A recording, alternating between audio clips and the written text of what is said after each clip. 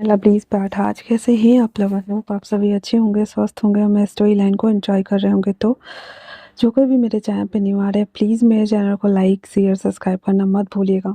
और अगर आप लोगों को मेरी स्टोरी लाइन उसके प्लॉट्स पसंद आते हैं तो प्लीज़ मुझे कमेंट्स करके अप्रिसिएट करना भी मत भूलिएगा। जैसा भी लगे आप लोग को मुझे ज़रूर बताइएगा। देन चलिए हम स्टार्ट करते हैं। Second time in love, Hindi में बोले तो दूजी प्यार भी होया तेरे नाल। ये एक ऐसी लव स्टोरी है जो कि थोड़ी उतार चढ़ाव से भरी है। ये पूर्व जन्म की कहानी है जो कि इस जन्म में पूरे होते हैं। और ये एक ऐसी प्रेम कहानी है जो शायद अपने जज्बात बयां कर दे, थोड़ा इमोशनल कर दे और सब कुछ निस्तेनाबूद कर दे। हम स्टार्ट करते हैं, चलो। कहते हैं ना वो आग का दरिया है, पार उतर के जाना है। संग तेरे लगे तो लागी लगन, संग तेरे लगे तो लागी लगन, मन भी चले वहाँ जहाँ तेरा जाए तन। एक ऐसी प्रेम कहानी जो अधूरी होकर पूरी होने के लिए बनी थी। दो सोलमेट्स की कहानी, दो ऐसे लोगों की कहानी, लोटस पियर और लैंस क्लैन। दो ऐसे ट्राइब्स थे जहाँ पे एनी टाइम युद्ध हुआ ही करते थे। वो ना तो हिस्टोरिकल टाइम जोन एरा था, ना ही मॉडर्न टाइम जोन एरा था। ये ऐसे टाइम जोन की कहानी है जहाँ पे China, India, Myanmar, Mongolia, Indonesia, हर जगह अंग्रेज़ों का सत्तात्व था। ऐसे ट्राइब्स जो कि छोटे छोटे तो थे लेकिन अंग्रेज़ों के साथ लड़ाई करा करते थे। वहाँ पे बहुत सारे लोग ऐसे भी थे जो कि सत्ता पलट की भावना रख रहे थे। सत्ता पलट होने के बाद सब, जैसे ही अंग्रेज़ों की सत्ता ख़त्म हुई, सारे ने अपने अपने छोटे छोटे ट्राइब्स बना लिए, जैसे कि पहले किंगडम्स हुआ करते थे। और ये उसी समय की स्टोरी है। लोटस पियर जस्ट अंग्रेज़ों की सत्ता से मुक्त हुआ ही था। वहाँ पे धांधली करना, गुंडा राज बहुत ज़्यादा चलता था। वहीं दूसरी जगह लोटस पियर, लैंड क्लैंड, वहाँ पे भी सेम यही हाल था। पर वहाँ के जो रूलर थे, लैन किरैन, चेंगुजुन और लैनी, वो लोग बहुत ही अच्छे थे। और उनके यहाँ जो अ, दो बॉयज़ ने जन्म लिया था, वो दोनों भी बहुत अच्छे थे, बहुत ज़्यादा अच्छे। क्योंकि उनके अंदर प्यार, सम्मान, सद्भाव की भावना भरी गई थी। लोगों के साथ प्रेम भाव से रहना और अपने बनाए हुए नियमों को पूरा करना, ये सभी उन्हें सिखाया गया था।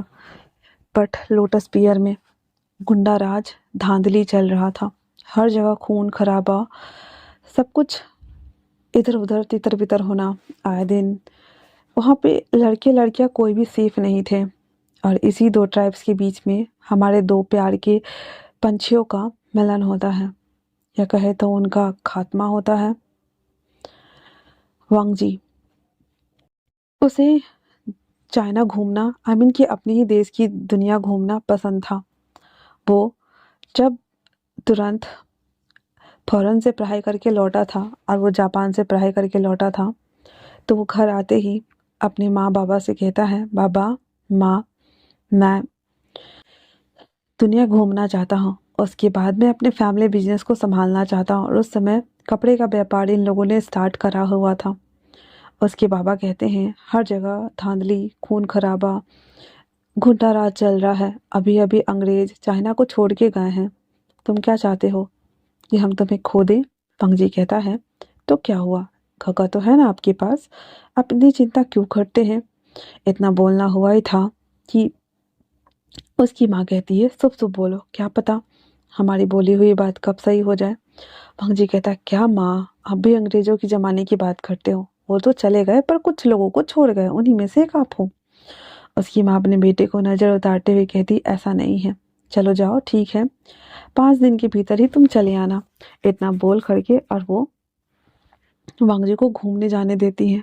वांग जी जो कि अपना सारा सामान, बैग पैक वगैरह वो पैक करते हुए वहाँ से घूमने के लिए निकल जाता है। वो ये नहीं जानता था कि लोटस पियर एक ऐसा गढ़ है जहाँ पे उसे नहीं जाना चाहिए, जहाँ से कोई भी जिंदा आज तक वापस नहीं आया है। वांग जी कई टाउन घूमता है, उसके बाद वो किंग ही जाता है, वो सन क्लैन जाता है, हर जगह जा कर के वो लास्ट में लोटस पियर आता है।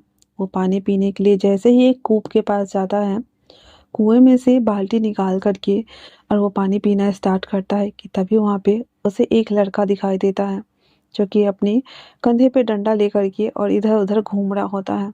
वांग जी पानी पीने के बाद कड़कती हुई धूप में उस लड़के को देखता है जिसने गोगल्स वेयर किया हुआ था और चाइनीज कल्चर के कपड़े पहने हुए थे, और वो बड़े आराम से उस तरफ जा रहा होता है। वांग जी उसके पास कहता है जा करके, सुनो।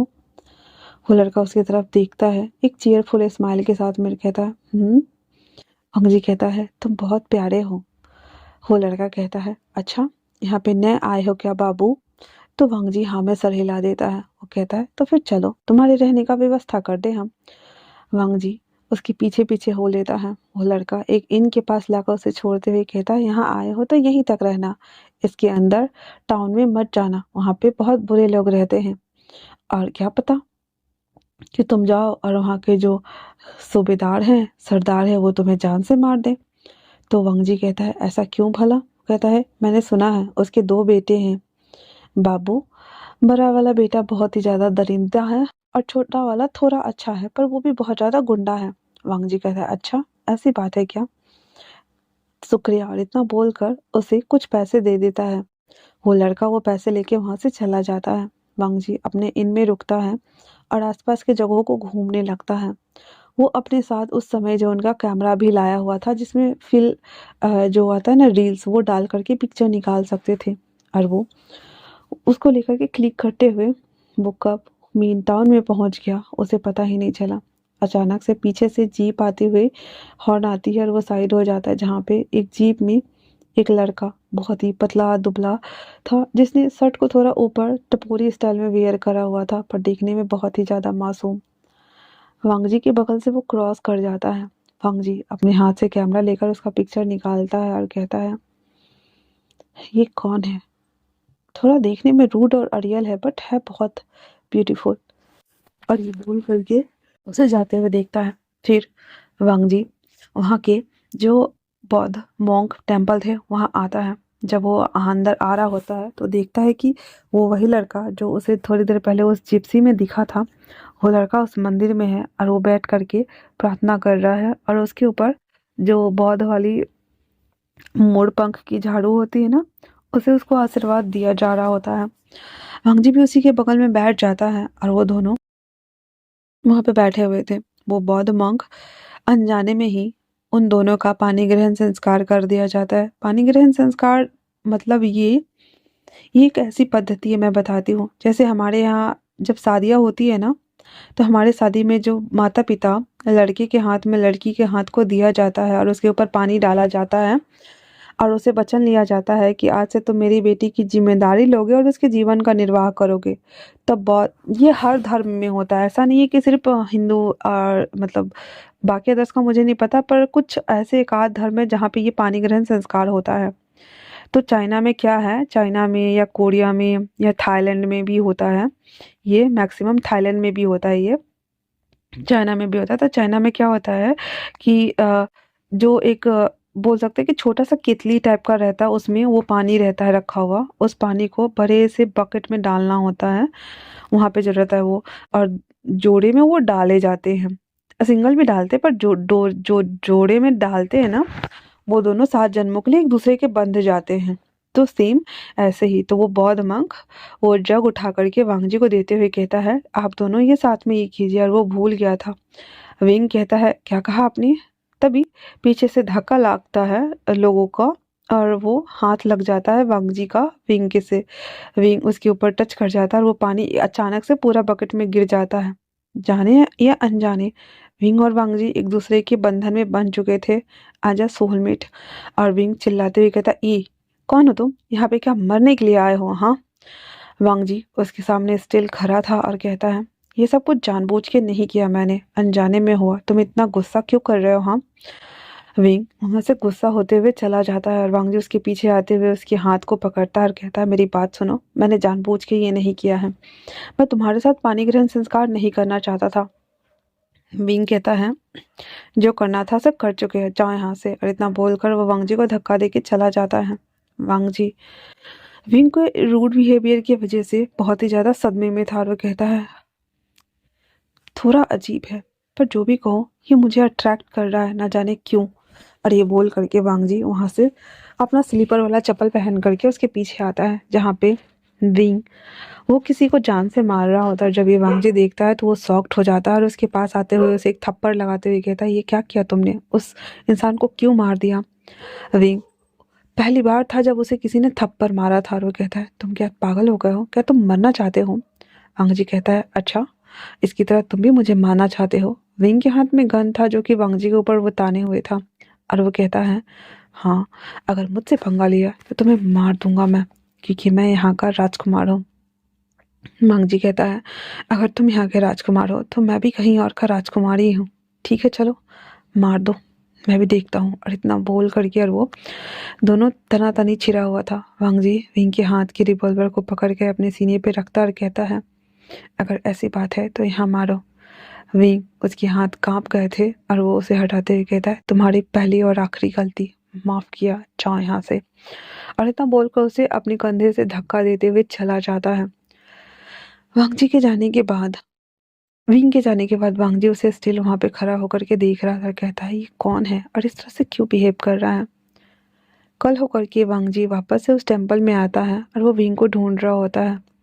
वो जैसे ही अपना अंदर का पूजा खत्म करके जब बाहर आता है, वो देखता है कि वांग जी विंग किसी के साथ बहस कर रहा है और वांग जी वहां खड़ा होकर के उसे देख रहा था।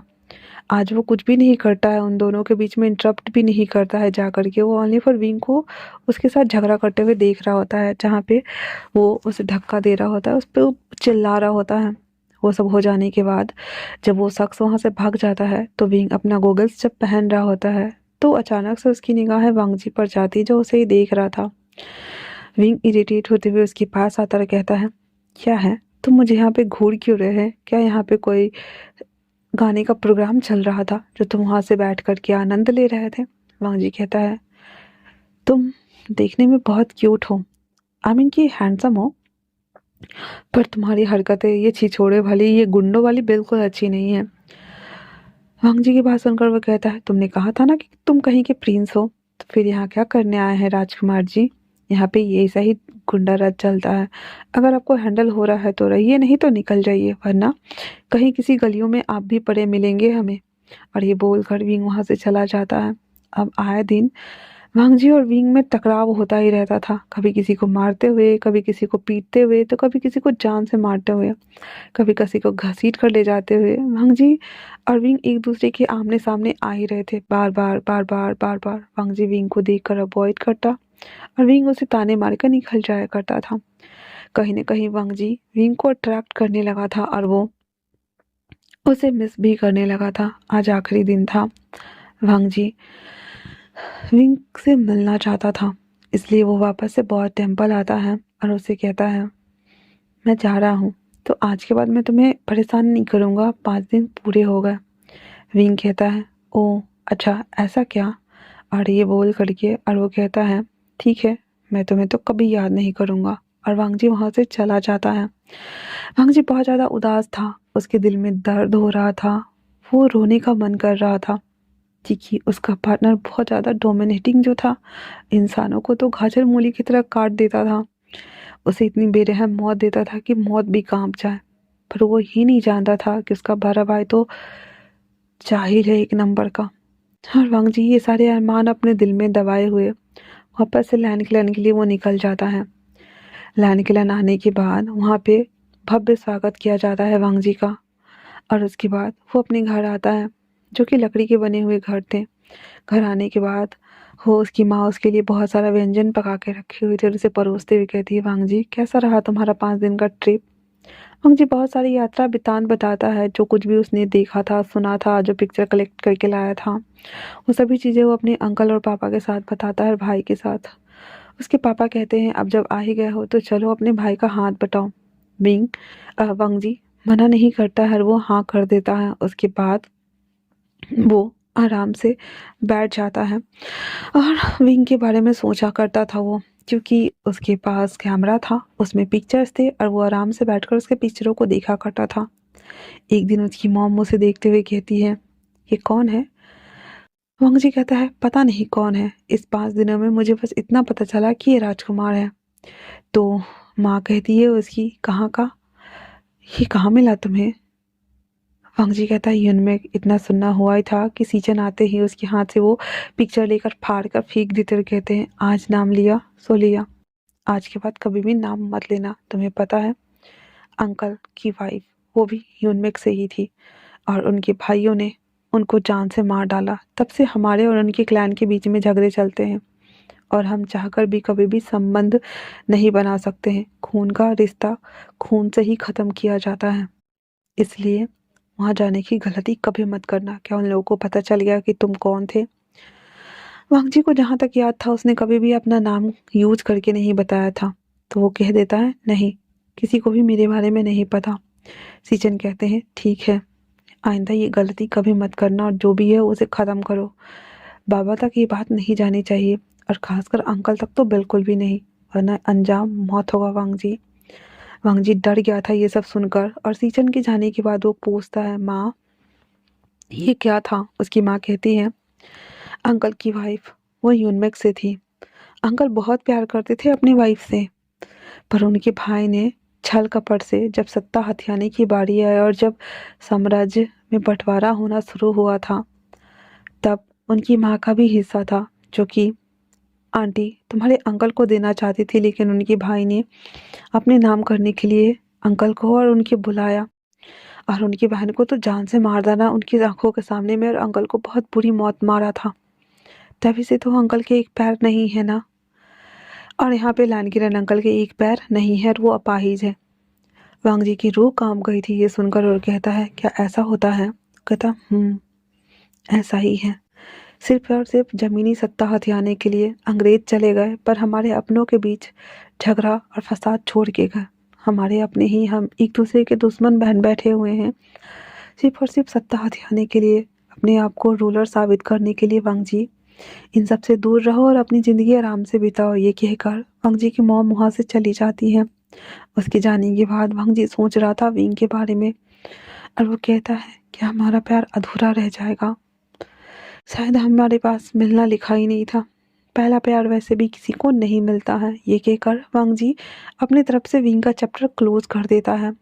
वहीं दूसरी तरफ विंग वांग जी जब चला गया था बोलकर, तो वो कहता है, क्यों जा रहे हो? मैंने कभी नहीं सोचा था कि तुम जिस तरह से मुझे टीच करोगे। मैं तुम्हें उसी दिन जान से मार देता, पर मेरे हाथ क्यों कांप रहे थे, मेरा दिल क्यों नहीं गवारा कर रहा था कि मैं तुम्हें मार डालूं। तुम्हारे आंखों में जो मैंने इस्पाक देखा था अपने लिए, वो अलग ही जुनून था। मेरे दिल की धड़कन बढ़ी हुई थी और हाथें कांप रही थी, वो गन कांप रहे थे और मैं तुम्हें मार न सका। लांजा, कौन थे तुम? क्या हो तुम? कहते हैं पहला प्यार नसीब से किसी किसी को मिलता है। अगर तुम दूसरी बार मेरे पास आए तो दूसरी बार भी मुझे तुमसे प्यार हो जाएगा। A second time love with you. तुझे प्यार क्या करूं मैं? क्या तुम दूसरी बार मेरे पास आओगे तो शायद दूसरी बार भी प्यार तुमसे हो जाएगा मुझे, लांजा। और इतना बोल करके विंग वो गोगल्स के साथ खेलते हुए अपने आप से ही बातें कर रहा था। वहाँ पे एक बंदा खड़ा होकर के उसे कहता है, मालिक मालिक आप किसकी बात कर रहे हैं? विंग कहता है, तूने सुना है कभी कि दूसरी बार भी प्यार हो सकता है किसी नाल? तो वो कहता है, मैंने पहले प्यार के बारे में सुना है, ये दूसरी प्यार क्या है? विंग कहता है, अगर वो मुझे दूसरी बार दिखा तो मैं उसे जाने नहीं दूंगा और उसे अपने पास ही रखूंगा हमेशा हमेशा के लिए। ये सुनकर वो हंस देता और कहता है, मालिक मालिक आपके बड़े भाई, अगर उन्हें पता चल गया कि आप ऐसी बहकी बहकी बातें कर रहे हैं तो आपको दूसरी बार प्यार हो या ना हो, पर उन्हें आपको जान से मारने में कतई टाइम नहीं लगेगा। विंग अपने मन में कहता है, बस मैंने ठान लिया, उसे अपना बनाना है और उसके साथ रातें गुजारना है। और ये सोचकर विंग मुस्कुराता वहाँ से चला जाता है। पूरे 1 मंथ बाद, तब तक इस 1 मंथ में वांगजी ने अपनी सत्ता को, आमीन की कपड़े के व्यापार को वो स्थापित कर चुका था और वो रेशम लाकर बेचता, सूती कपड़े लाकर बेचता, भारत से भी वो व्यापार करने लगा था। वो वापस से संघाई होते हुए वो यूनमिक के लिए रवानगी लेता है और वो 2 दिनों के लिए वो यूनमिक आया हुआ था। वहाँ पे सूती कपड़ों का सम्मेलन होने वाला था जिसमें वांगजी भाग लेने आया था। अपने टमटम से उतरने के साथ ही वो अंदर आता है और वहाँ पे जाकर के वो कुछ शब्द कहता है, कपड़ों की खासियत बताता है और सूती कपड़े दिखाता है जो कि वो बहुत सारे लेके आया था। वहाँ पे नए नए कपड़े बनना स्टार्ट ही हुए थे जिस वजह से सभी लोग वो सब लेना स्टार्ट कर देते हैं और बहुत सारे ऑर्डर पड़ते हैं वांगजी को। जब वो उस पैलेस से बाहर निकलता है, अचानक से वो एक जीप से आते आते टकरा जाता है और जब उसकी टक्कर लगती है तब उसमें से एक शख्स बाहर निकलता है। वो अपने गॉगल्स को उतारते हुए जब उसके पास आता है, उसके चेहरे पे एक ब्राइट सी स्माइल थी और कहता है, हो गया। वो शख्स उसे देखते हुए कहता है, क्या हो गया? और इतना बोलकर जब उसकी तरफ देखता है तो उसे देखते हुए कहता है, तो राजकुमार तुम? विंग अपने मन में कहता है, तुझी प्यार हो गया मुझे तुमसे लांजा। और यहाँ पे वांगजी जो कि ज़मीन पे बैठा हुआ था, उसके हाथ दोनों ज़मीन पे थे और वो विंग को देख रहा था और विंग के हाथ में गॉगल्स था। उसके चेहरे पे एक ईविल स्मिक था और दिमाग में बस एक ही बार, तुझसे प्यार हो गया है लांजान। और इतना बोल करके उसे देख रहा होता है। फिर वो अपना हाथ बढ़ाते हुए कहता है, हाँ मैं राजकुमार हूँ यहाँ का, उठो। वांगजी उठ जाता और कहता है, शुक्रिया। विंग कहता था, तुम मैनचेस्टर हो? वांगजी कहता है, मैं यहाँ पे व्यापार करने आया हूँ। तो विंग कहता है, कर तो दिया दिल का व्यापार, दिल दरिया है, डूब के जाना है, पार लगे न लगे पर जाना तो है। और ये बोल करके वो वहाँ से चला जाता है। वांगजी को विंग की बातें बिना सर पैर की लगती है और वो वहाँ से निकल जाता है और अपने मन में कहता है, ये क्या बोल के गया। उसके बाद विंग एक इनमें आके ठहरता है और अपने बंदों को कहता है कि पता करो कि वो मैनचेस्टर कहाँ रुका हुआ है। उसके बंदे आधे घंटे में खबर लेके आ जाते हैं कि वो कहाँ रुका हुआ है। विंग उसे खाने की दावत के लिए इनवाइट करता है। रात के समय पे वांगजी और विंग बैठे हुए थे। वांगजी कहता है, तुमने मुझे खाने की दावत पे क्यों बुलाया? विंग कहता है, हमारा मिलना तो ज़रूरी था, वरना पता कैसे चलता, दिल बेताब जो था तुम्हें देखने के लिए। वांगजी उसकी बातों को समझ नहीं पाता है। विंग उसे ड्रिंक ऑफर करते हुए कहता है, इसे पियो। वांगजी कहता है, मैं ड्रिंक नहीं करता। विंग कहता है, आज तो करना पड़ेगा क्योंकि कुछ जानना जो है। और इतना बोलकर उसे ऑफर करता है। वांगजी भी वो उसे एक्सेप्ट करके पी लेता है। थोड़ी देर बाद खाना खत्म होने के बाद वांगजी विंग को देख रहा होता है और विंग कहता है, हमारे साथ चलो ऊपर। और उसे वो अपने कमरे में लेके आता है और कहता है, मैं तुम्हें पसंद करता हूँ, मैं यहाँ का राजकुमार बीबूसियान तुम्हें पसंद करता हूँ। वांगजी शौक होते हुए कहता है, क्या कहा तुमने? वांगजी कहता है, तो विंग उसको देख रहा होता है और उसको लिप्स को कैप्चर करते हुए उसे किस करने लगता है। वांगजी विंग को धक्का देते हुए कहता है, ये क्या कर रहे हो? ये शोभा नहीं देता है, शादी से पहले ये सभी चीज़ें नहीं की जाती हैं। विंग अपने लिप्स पे हाथ रखते हुए कहता है, सच में मुझे दूसरी बार भी तुमसे ही प्यार हो गया। अगर तुम्हें सच में जानना है कि मेरे दिल में कितनी मोहब्बत है तुम्हें, तो शायद जाओ और दरियानो नाप के ले आओ, तो तुम्हें पता चल जाएगा लांजान। तुम्हारे वो 5 दिन मेरे लिए 500 साल हो गए थे, जब तुम मुझे रोज आकर के डांटते थे कि इसे छोड़ दो, इसे जाने दो, इसे मत मारो। और मैं बस तुम्हारी आंखों में अपने लिए वो जज्बात देख पा रहा था। मुझे लगा शायद ये मेरा वहम है, बट अब सच में मुझे दूसरी बार भी तुमसे प्यार हो ही गया है, शायद से तीसरी बार और चौथी बार भी हो जाए। और ये बोल करके विंग ईविल स्माइल कर रहा होता है और वो उठते हुए कहता है, मिस्टर मैनचेस्टर सो जाइए। और इतना बोलकर वो वांगजी को लेकर के बीच में पटक देता है। वांगजी कहता है, ये क्या कर रहे हो, छोड़ो मुझे। विंग कहता है, मैं तुम्हारा चीरहरण नहीं कर रहा हूँ, मैं बस तुम्हें सुला रहा हूँ। यकीन मानो, शादी से पहले मैं कुछ भी नहीं करने वाला। अगले दिन सुबह जब वांगजी की नींद खुलती है तो विंग उसको पकड़ के सो रहा होता है। वांगजी तो पहले अपने कपड़ों को चेक करता है। उसे जब यकीन हो जाता है कि वो सही सलामत है तो वो विंग को देखता है और कहता है, तो तुम वही हो। मुझे लगा मैं किसके साथ नाइट स्पेंड कर रहा हूँ। विंग उठते हुए उसे वापस से बेड पे सुला देता और कहता है, मैंने कल रात को अपना लव कन्फेस किया था। क्या तुम्हें पता है कि मुझे तुमसे दूसरी बार भी प्यार हो गया है? वंग जी को आश्चर्य हो रहा था, उसकी बातें उसे समझ नहीं आ रही थी और वो कहता है, क्या बोल रहे हो? तो वंग जी की बात सुन विंग कहता है, मैंने कहा कि मुझे तुमसे दूसरी बार भी प्यार हो गया है।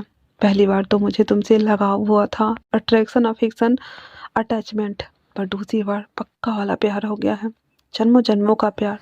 लगता है वो पानी नहीं ग्रहण सच में कबूल हो गई है, इसीलिए हम बार बार एक दूसरे के पास आ रहे हैं और तुमने मेरे दिल में वो फायर इग्नाइट कर लिया।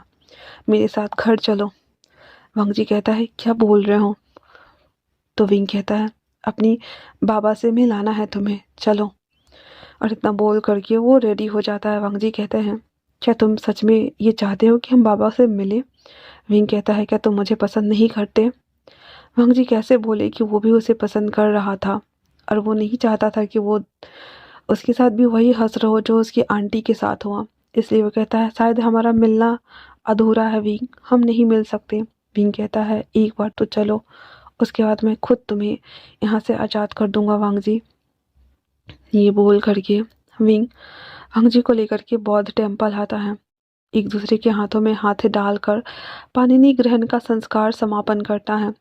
बौद्ध मॉन्क से आशीर्वाद लेता है और वहाँ से वो लोटस पेयर के लिए निकल जाता है। लोटस पेयर आने के बाद जब पता चलता है जियांग चेंग और जियांग फिमियांग जियांगयो को कि विंग वापस आ गया है और वो भी एक लड़के के साथ में, सारे लोग गन्स वगैरह निकाल करके आ गए थे, कुछ के हाथ में तो हिस्टोरिकल तलवारें भी थी, वो सब लेकर खड़े हो गए थे। तो वांग जी डर जाता है और कहता है, ये सब क्या है विंग? विंग कहता है, कुछ नहीं। वो आते ही कहता है, बाबा मैं इससे प्यार करता हूँ, क्या आप इसे अपनाएंगे? उसके बाबा चिल्लाते हुए कहते हैं, विंग ये क्या बचकानी हरकतें हैं? एक मर्द होकर के एक दूसरे मर्द से कैसे प्यार कर सकते हो? इसे मरना होगा। और वैसे भी तुम जानते हो ये किसका गंदा खून है? विंग कहता है, मुझे नहीं जानना, ये जो भी है ये बस मेरा है। उसके बाबा कहते हैं, ये मेरी बहन का भतीजा है। इतना सुनना हुआ ही था कि विंग के पैरों तले जमीन खिसक जाती है और वो कहता है, क्या कहा आपने? और वो वांग जी को देख रहा होता है, लेकिन वांग जी कुछ क्या पाता उससे पहले जियांग छिंग वांग जी के ऊपर गोली चला देता है और वांग जी के सीने में गोली लगने की वजह से वो अपने चेस्ट को पकड़ के नीचे धड़ाम से गिर जाता है।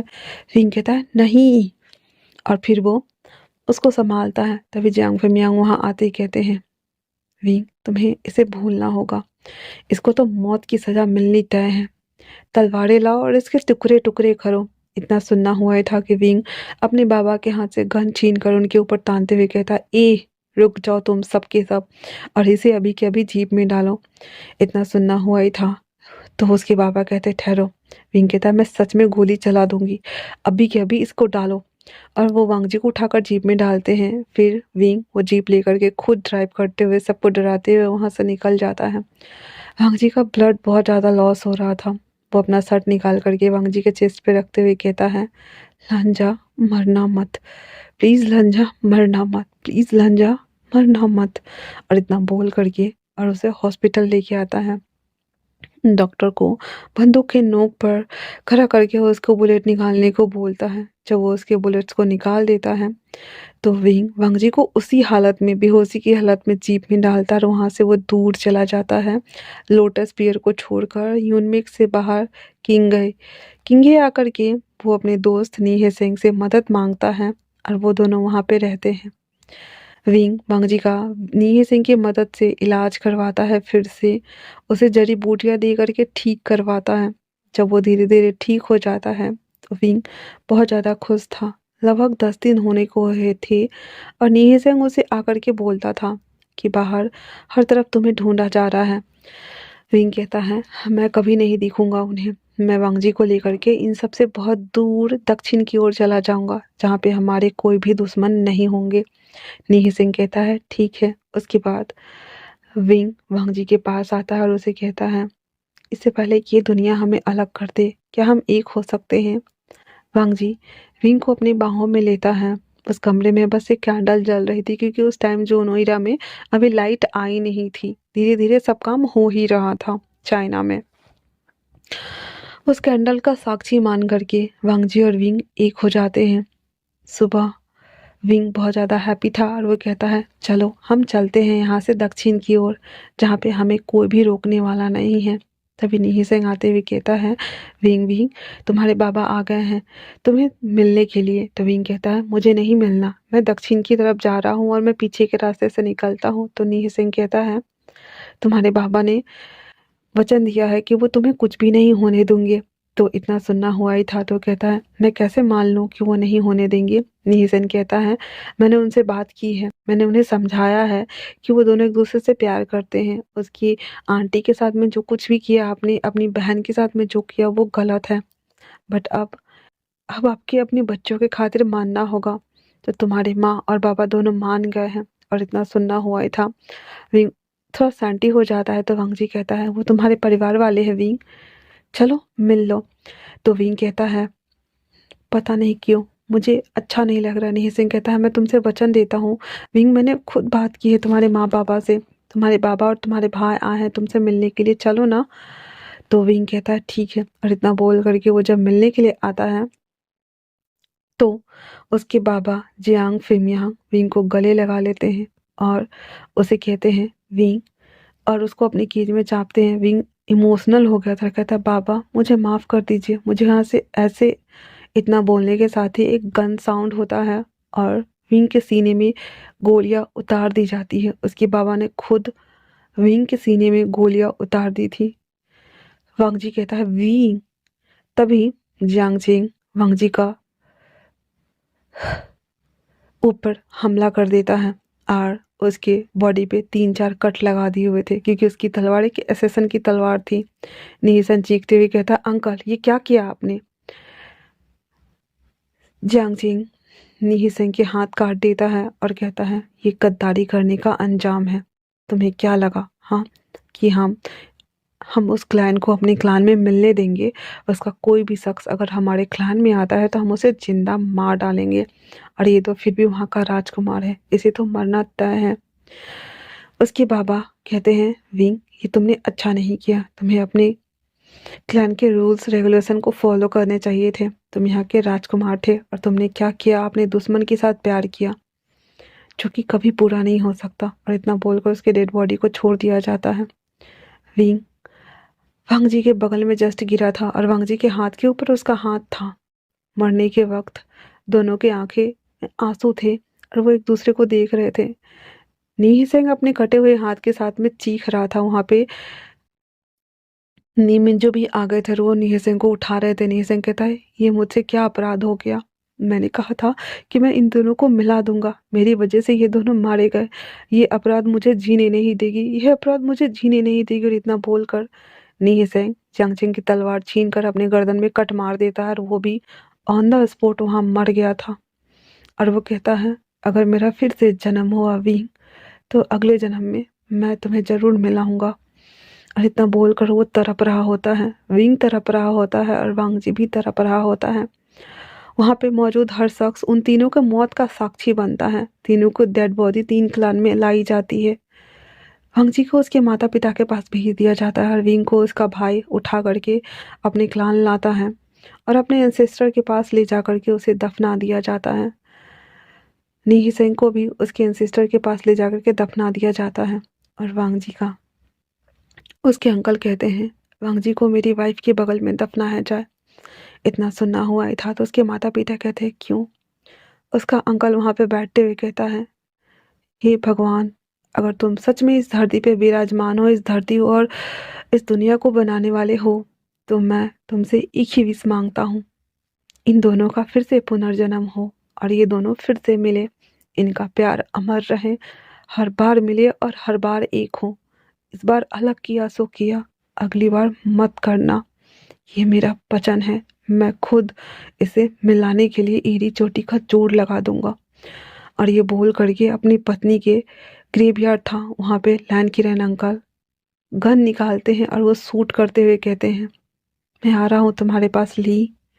और इतना बोलकर अंकल भी अपनी जान दे देते हैं। उस दिन बादल करका था, इतनी तेज की बारिश हुई थी कि मानो लान में बादल फट के उसका सीना किसी ने चीर डाला हो। इतनी बारिश हुई कि बड़े बड़े पहाड़ ढह रहे थे, पेड़ पौधे से रास्ते ब्लॉक हो गए थे। उस दिन 2 डेड बॉडी और दफनाई गई थी।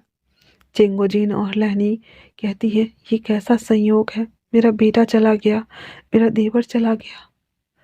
हे भगवान, अगर ये पूरा ना हुआ तो ये सत्ता और ये दुनिया खत्म कर दो, क्योंकि तुम्हारा कोई अस्तित्व ही नहीं है। दो प्यार करने वालों को अलग करना ये तो अपराध माना जाता है। पहले मेरे देवर का प्यार उससे छीन लिया और अब मेरे बेटे का। अगर तू ये नहीं कर सकता तो आज के बाद तू कभी इस दुनिया में किसी अपने को मत भेजना तड़पने के लिए। उस दिन भगवान को कई श्रापें पड़ी थी। नीमिन जो भी भगवान को कोस रहे होते हैं अपने भाई के लिए, और उसे भी ज्यादा बददुआ तो झांग फिमियांग और जियान को यू को मिलती है, क्योंकि वो और उसका बेटा सब इस कोप का भाजन बनने वाले थे। सब के सब। हर उस दिन हर किसी के दिल में दर्द था। सब डेड बॉडी दफना दी जाती है और जिंदगी का काफिला जो कि रुकता नहीं है चल पड़ता है। कुछ समय बाद जांग क्लान में आपस में सत्ता विद्रोह होता है और उनके भाई जियांग फिमियांग के भाई ही सोते हुए जियांग फिमियांग और जियानियों का गला काट दिया जाता है और जियांग चेंग को तलवार लगने की वजह से ऑन द स्पॉट मौत हो जाती है और उन सब के डेड बॉडी को बीच सड़क पे लटका दिया जाता है, ताकि लोगों के बीच मिसाल बन के रहे कि सत्ता न भाई का हुआ है न किसी और का हुआ है। उसके बाद उसके ऊपर उसके भाई की सत्ता हो जाती है। वहीं नीम हिंजे अपने भाई की हर साल उसकी हर विश को पूरी करते हुए अपनी ज़िंदगी का निर्वाह कर रहे थे। और लान क्लान में उसकी माँ, जो कि अपनी जवान बेटी के मौत से पागल हो गई थी, वो हर बार बस एक ही बात कहती थी, मेरा बेटा आएगा, वो ज़रूर आएगा, वो ज़रूर आएगा। और वो लौटेगा अपने प्यार के लिए, अपने परिवार के लिए, अपने इस घर के लिए, वो ज़रूर लौटेगा। यहाँ पे सी चैन, जो कि एक रॉयल प्रिंस था, वो दूसरे देश की राजकुमारी से शादी कर लेता है और उनके घर में एक बेटा होता है जो कि इस पीढ़ी को बढ़ाने वाला होता है अगले जन्म के लिए, अगले जन्म जन्मांतर के लिए, जहाँ पे वांगजी का पुनर्जन्म होने वाला था। 50 साल बाद लैन फैमिली में आज वापस से एक बच्चे का जन्म होता है। और ये लैन सिचन के पीढ़ी दर पीढ़ी चलते आ रहे परिवारों का सिलसिला था। जब लैनजन उस घर में पैदा होता है तो उसके माता पिता बहुत ज़्यादा हैप्पी होते हैं। और उसके माता पिता, जो कि उसके पिता लैन रुआन और उसकी माँ लैन फी, वो दोनों के गर्भ से लैनजन का जन्म होता है। और जब वो जन्म होता है तो उस दिन भी बहुत बारिश हो रही थी। उसके पिता कहते हैं, ये कैसा संयोग है, आज हमारे बेटे का जन्म हुआ है और इस क्लान में बारिश हो रही है। तभी वहाँ पे दाई माँ आते हुए कहती है, ये संयोग नहीं है, ये कोई ऐसा संकेत है जो कि बाद में आपको पता चलेगा, क्योंकि ऐसी बारिश न पहले कभी हुई थी न कभी होगी। और वो उस बच्चे को देखते हुए कहती है, तो तुम आ गए, जिसका इंतजार था सबको। फिर वो दाई माँ बच्चे को उसकी माँ के पास रख देती है, जिससे कि वो फीड कराना था उन्हें। और उसके बाद वो वहाँ से बाहर निकल के गायब हो जाती है, ये कहते हुए कि तथास्तु, इस बार का प्यार तुम्हें जरूर मिलेगा लानजान। और मैं यहाँ पे ओनली फॉर लानजान का नाम लानजान ही रखने वाली हूँ, कोई वांगजी नहीं, कोई हांगनजून नहीं, ओके। अब लानजान 5 साल का हो गया था अपने बाबा लानजुआन और लैन फी के साथ में। वो बहुत खुश था और आज उसके फैमिली की फैमिली बर्थ गार्ड थी, जहाँ पे वो सारे फैमिली मेम्बर्स को पिक्चर को दिखाते हुए कहता है, लानजान ये हमारे फैमिली मेम्बर है जो दशकों से चलते आ रहे हैं। लानजान एक पिक्चर को क्लिक करता है, जो कि और कोई नहीं, वो वांगजी का पिक्चर होता है, और उसे देखते हुए कहता है, इनका शकल मेरे जैसे क्यों लगता है। तो लैंडवान कहता है, तुम तो इतने छोटे से हो, तुम्हें कैसे पता कि इनका शकल इनके जैसे है। कहता है, ये देखो, ये चबी चबी चिक्स, ये मेरे जैसे हैं पापा, है ना। तो लैंडवान कहता है, ऐसा कुछ नहीं है लैंजान, ये हमारे पूर्वज हैं, जो कि साथ में रहा करते थे और इनकी तो दर्दनाक मौत भी हुई थी। ऐसे बातें नहीं करते, लैनफी आते हुए कहती है। अब वो कह रहे तो छोड़ दो ना, बच्चे को क्या ही समझाओगे, वो समझने वाला थोड़ी है। चलो लैनजान, हम घूमने चलते हैं। आज हम एंसेस्टर को वाइन, एप्पल सब सर्व करने वाले हैं, जो खाना बनाए हैं।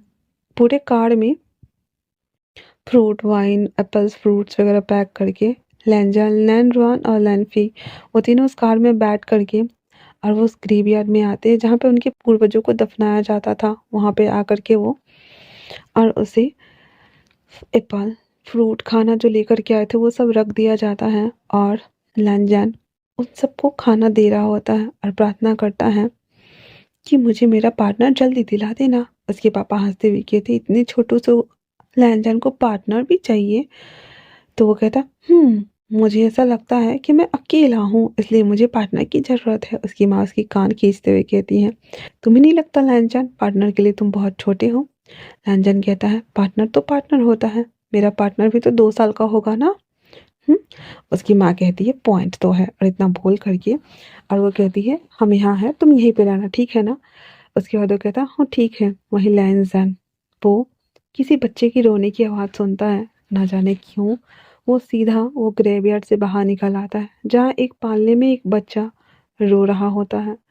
जब लैनजान उसके पास आता है तो उसे देखते ही उसको उस बच्चे पे बहुत प्यार आ रहा होता है और वो उसे देखते हुए कहता है, क्यों रो रहे हो, मुझसे बातें करो। और उस बच्चे के साथ वो खेलने लगता है। वो 2 साल का बच्चा लैनजान को देख करके मुस्कुरा देता है और कहता है, हम्म लैनजान फिर उसके मुंह में वो चुसनी डाल देता और कहता है, मुझे याद रखना, भूल मत जाना, समझे ना? तभी उसकी माँ वहाँ पे आते हुए कहती है, थैंक यू बेटा, आपने इसको हेल्प की। तो लैनजान कहता है, नो आंटी, मैं मैं तो बस इसके साथ खेल रहा था और कुछ भी नहीं, ये बहुत रो रहा था, बहुत क्यूट था ना, इसीलिए। तो वो बच्चे की मॉम कहती है, हाँ सही कहा, इसका नाम वी है, वी इंग।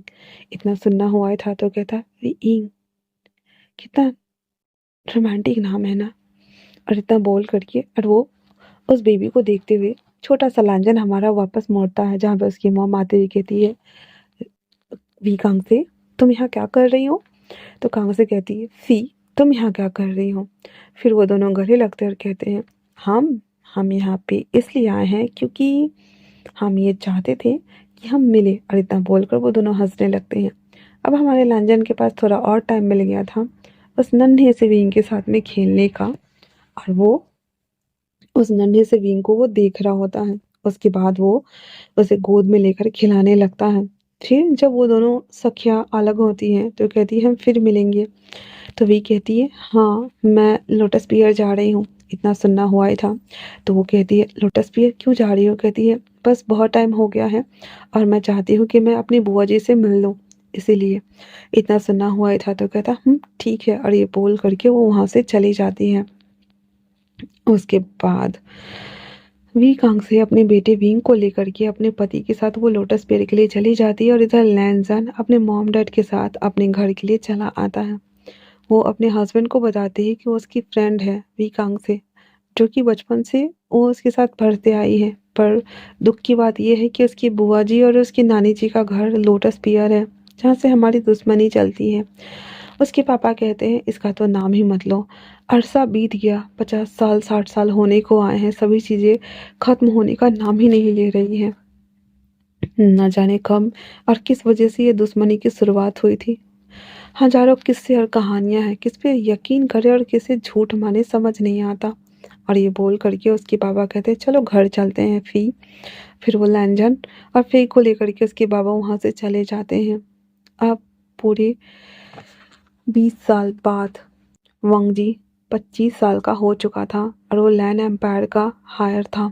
वो लैंड बिजनेस को, जो कि मैनचेस्टर का बिजनेस था, आई मीन की कपड़े का बिजनेस था, वो उसे और भी दिन दोगुनी रात चौगुनी उन्नति कर चुका था।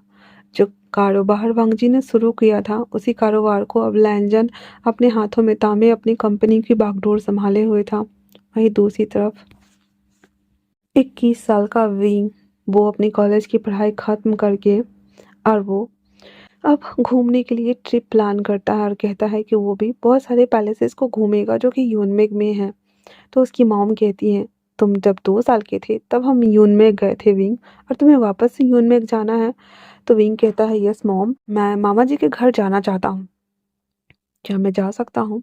इतना सुनना हुआ था तो वो कहता है, ठीक है, पर आराम से जाना। और इतना बोल करके और वो वापस से अपने फ्रेंड के साथ में वो वहाँ से जाने लगता है। तो तभी नीही सिंह भागते हुए कहता है, ओए बड़ी, तुम मुझे छोड़ के जा रहे हो? तो नीही सिंह कहता है, नहीं, मैं तुम्हें छोड़ के जा सकता हूँ, तुम्हारा तो मुझ पे कर्ज है। नीही सिंह कहता है, हाँ हाँ हाँ हाँ, मुझे पता है, पता नहीं मैंने कौन सा कर्ज लिया हुआ है जो हर बार ये कर्ज की बात करता है। विंग कहता, पता नहीं, पर तू मेरा चड्डी बड्डी वाला फ्रेंड है, बचपन से हम साथ में हैं और साथ में बड़े होते हुए भी आए हैं, पता नहीं क्या ही, पर मैं तुम्हारे बिना नहीं रह सकता। नीही सिंह कहता, और मैं भी। और इतना बोल करके वो लोग यूनमेट के लिए निकल जाते हैं। वो लोग जिस रास्ते से जाने वाले थे, वो रास्ते पे नो एंट्री का बैन लग चुका था, ज़्यादा भीड़ होने की वजह से, इसलिए उन लोगों को रास्ता मोड़ना पड़ता है और वो लोग उस रास्ते पे चल पड़ते हैं, जहाँ उसे वही बौद्ध टेम्पल जो था, उस मंदिर से घंटे की आवाज़ आ रही होती है। जब विंग ये सुनता है, उसे अजीब लगता है, एक अजीब सा अट्रैक्शन, एक अजीब सा खिंचाव, जिसकी वजह से वो उस तरफ चला जाता है। और जब वो उस तरफ जाता है तो वो वही टेम्पल देखता है। वो टेम्पल देखकर उसे अजीब सी झलकियाँ याद आ रही होती हैं। क्या था पता नहीं, पर वो लोग उतर जाते हैं। और साथ में नीहे सिंह भी कहता है, बड़ी क्या हुआ? विंग कहता है, पता नहीं क्यों ये टेम्पल देख करके मुझे डेजा वू जैसा फील हो रहा है। ऐसा लग रहा है जैसे कि मैं पहले भी यहाँ आ चुका हूँ। क्या ऐसा होता है क्या? नीरज सिंह कहता है, कभी कभी ऐसा लगता है कि जैसे कुछ चीज़ें हो चुकी है, वो हमारे इस लाइफ की नहीं, पास्ट लाइफ की होती है, इसी वजह से हमें डेजा वू जैसा फील होता है, या फिर फ्यूचर में होने वाली होती है तभी। इतना सुनना हुआ ही था। विंग कहता, ओ खैर चलो चलो, हम इस टेम्पल में चलते हैं। और वो लोग उस टेम्पल में आते हैं। वो टेम्पल बहुत पुराना हो चुका था, वहाँ का रख रखाव भी सही से नहीं था, पर वो टेम्पल था। विंग उस टेम्पल में आता है। जैसे जैसे वो सीढ़ियाँ चढ़ रहा था, वैसे वैसे उसकी दिल की धड़कन बढ़ी हुई थी। उसे अजीब सा एहसास हो रहा था, वो डर रहा था, उसे हैप्पीनेस हो रही थी, उसको रोने का मन कर रहा था। एक साथ सारे इमोशन उसके बाहर आ रहे थे और वो बहुत ज़्यादा नर्वस फील कर रहा था। वो अंदर जब आता है, सभी लोग कहते, अरे यार ये तो बहुत एंटीक मंदिर है, चलो पिक्चर क्लिक करते हैं। और सब लोग पिक्चर निकालने लगे थे। विंग स्टिल वहाँ पे खड़ा उस बुद्ध भगवान की प्रतिमा को देख रहा था। नीचे जो बड़ा सा बकेट रखा हुआ था जो पीतल का था, उसे वो देख रहा था। और वो न जाने क्यों उसके हाथ खुद ही जुड़ जाते हैं और वो प्रणाम करता है। फिर वो जब नीचे बैठता है, अचानक से उसके हाथ ना उस बकेट से टच होते हैं और एक करंट सा उसकी बॉडी में दौड़ जाता है। और वो उसे कुछ याद आता है, जैसे कि पानी ग्रहण संस्कार, जहाँ पे वो दो लोग, एक तो जैसे भंगजी कर रहा था और विंग उसे टक्कर खा गया था वो, फिर जब बाद में उसने दोबारा किया था वो, जिप्सी का चलना और बहुत सारे लोगों का आना जाना, वो तलवार से उनको काटना, ये सब सीन ना एक साथ ना विंग देखने लगा था। और वो डर जाता है और चीखते हुए कहता, नहीं। नीसिंग कहता, क्या हो गया? हम टेम्पल में हैं विंग, क्या हुआ? विंग कहता है, वो वो मर गया, वो मर गया, नहीं नहीं नहीं, वो मर कैसे सकता है? और इतना बोलने के साथ ही विंग बेहोश। नीसिंग कहता, अच्छा है यार, क्या है यार, तुम आए थे हमें रास्ता दिखाने के लिए, तुम खुद ही बेहोश हो गए, अब तुम्हें टांग के ले जाना पड़ेगा। इतना बोलकर नीहा सिंह बेचारा हमारा विंग को ब्राइडल स्टाइल में गोद में उठाता है। और जो ऊबर वाले कार होते हैं ना, जो भाड़े पे आते हैं, वो लोग उस रास्ते से आ रहे थे, तो वो लोग उसमें डालता है और उसके बाद उसे विंग के फ़ोन से लोकेशन ऑन करता है और वो लोग निकल जाता है लोटस पियर के लिए। लोटस पियर वहाँ आने के बाद वो लोग विंग को उतार करके बाहर लाते हैं और जब सामने वाला नज़ारा देखते हैं तो नीहा सिंह की फटी पड़ी थी। वहाँ पे दोबारा से जो थे वो जांग फिमयांग और जानियो का रिबर्थ हुआ था और उनका बेटा जियांग चिंग था। और इतना ही नहीं, लैन सिजन का भी रिबर्थ हुआ था और साथ में अंकल का भी। बस उसके माता पिता का रिबर्थ नहीं हुआ था। उसके माता पिता थे लैन रुआन, लैन फी, लैनजन का। और जो लैन सिजन थे, वो लैन सिजन अंकल किरैन के बेटे थे। ठीक है, इतना क्लियर हो गया आप लोग को। अब हम चलो आगे चलते हैं। नी सेंग जैसे ही जांग फिमयांग और जांग यू को देखती है, वैसे ही उसको कुछ भी नहीं याद आता है, पर जैसे ही वो जांग चिंग को देखता है, वो शॉक्ड हो गया था और वो काँपने लगता है और कहता है, ये क्या है? मुझे क्यों ऐसा लग रहा है जैसे ये चेहरा जाना पहचाना है। तभी जियांग जिंग आते हुए कहता है, क्या हुआ है मेरे भाई को? वो कहता है, कुछ नहीं, ये बेहोश हो गया है। फिर जियांग जिंग विंग को लेकर के अपने कमरे में आता है और उसे वहाँ पे लिटा देता है। नी सिंह बार बार जियांग जिंग को और इस पैलेस को देख रहा था। पहले तो उसे इस पैलेस को देख के प्लेसिबो हो रहा था, फिर उन दोनों को जब देखा उन्होंने तब होने लगा था। और जियांग जिंग को देखने के बाद तो नी सिंह की तो पैर पतलून ही गीली होने वाली थी। और उसके बाद वो सब अंदर आ जाते हैं। विंग सोया हुआ था। अब यहाँ पे विंग को हर एक चीज़ जो थोड़ा बहुत था वो सब याद आ रहा था, पर उसे समझ में नहीं आ रहा था क्योंकि धुंधली धुंधली झांकियाँ बन रही थी, बहुत ही ज़्यादा धुंधली धुंधली। और वो समझ नहीं पा रहा था कि ये क्या हो रहा है, क्यों हो रहा है, उसे कुछ भी समझ में नहीं आ रहा था। वो धुंधलियाँ उसे परेशान कर रही थी और वो बेड को कस के ग्रैब किए हुए छटपटाते हुए कहता है, नहीं नहीं नहीं, ये सब नहीं, बिल्कुल भी नहीं, ये सब बिल्कुल नहीं, ये सब बिल्कुल नहीं, नहीं नहीं नहीं नहीं नहीं, ला ला। और इतना बोलते हुए वो उठ के बैठ जाता है। जैसे वो उठ के बैठता है पीछे से वॉइस आती है, तुम्हें होश आ गया विंग? विंग जब पीछे पलट के देखता है तो वो जियांग जिंग को देखता है। जियांग जिंग को देखने के साथ ही विंग एकदम शॉक्ड हो गया था और कहता है, जियांग जिंग। जियांग जिंग कहता है, हाँ मैं, क्या हुआ, तुम ठीक हो? विंग कह देता है, हाँ वो ठीक है, वो खाना नहीं खाया था ना मैंने, तो मैं बेहोश हो गया था। जियांग जिंग कहता, ओह अच्छा, इसलिए बेहोश हो गए थे, हमें लगा कुछ और हो गया। वैसे उस पुराने टेम्पल में क्या करने गए थे विंग? विंग कहता है, कुछ भी नहीं जियांग जिंग, मैं बस देखने आया था ना सभी चीज़ें, तो मैं देखने गया था। जियांग जिंग कहता है, ये लो जूस पी लो, मैं तुम्हारे लिए लेके आया हूँ, कल मैं सारा चीज़ तुम्हें घुमा दूंगा यहाँ की। तो कितने दिन के लिए आए हो? विंग कहता है, हम सभी दोस्त 2 दिनों के लिए आए हैं, उसके बाद फिर हम किंगे जाएंगे और उसके बाद मैं वापस से अपने ईलिंग चला जाऊंगा। तो इतना सुनना हुआ था तो जियांग जिंग कहता, ओ अच्छा ऐसा क्या, बुआ जी कैसी हैं? तो वो बोल देता है कि मम्मा बहुत अच्छी हैं और सबको याद कर रही थी। फिर वो जूस ले लेता है और जियांग जिंग को घूर के देख ही रहा होता है। जियांग जिंग कहता है, हे मेरे फेस पे कुछ लगा है क्या? विंग कहता है, नहीं तो कुछ भी नहीं लगा। और इतना बोल करके और वो जियांग जिंग वहाँ से चला जाता है। विंग इतना ज़्यादा डरा हुआ था कि वो जूस को लेकर के पौधे में डाल देता है और उसके बाद वो चक्कर काटते हुए कहता है, नहीं नहीं नहीं नहीं नहीं नहीं। तो ये सब जो भी मैंने देखा, क्या ये सच है? अगर सच है तो मुझे यहाँ से निकलना है, वैसे भी यहाँ की वाइब्स मुझे अच्छी नहीं लगती, सिट। तभी नी सिंह आता है, विंग जोर से चीख पड़ता है। तो नी सिंह कहता, क्या हुआ, तुम ऐसे क्यों चीख रहे हो, जैसे तुमने भूत देख लिया हो? उसकी बात सुन करके विंग कहता है, चला दस सड़ाप सड़ाप सड़ाप, मैं और भूत क्यों देखूंगा? हाँ वो मुझे कुछ याद आया था। नी सिंह कहता, मुझे भी पता नहीं, यहाँ के वाइब्स मुझे अच्छे नहीं लगते। मैं जब भी उस इंसान को देखता हूँ मुझे कुछ झलकियाँ याद आने लगती हैं, जैसे कि पहले कुछ हो चुका है। तलवारें है, किसी के ऊपर हमला करना, वहाँ पे 2-3 डेड बॉडी पड़ी होना, मुझे नहीं पता 2 थे 3 थे या 4 थे, पर मुझे दिख रहे थे। अजीब लगता है यार।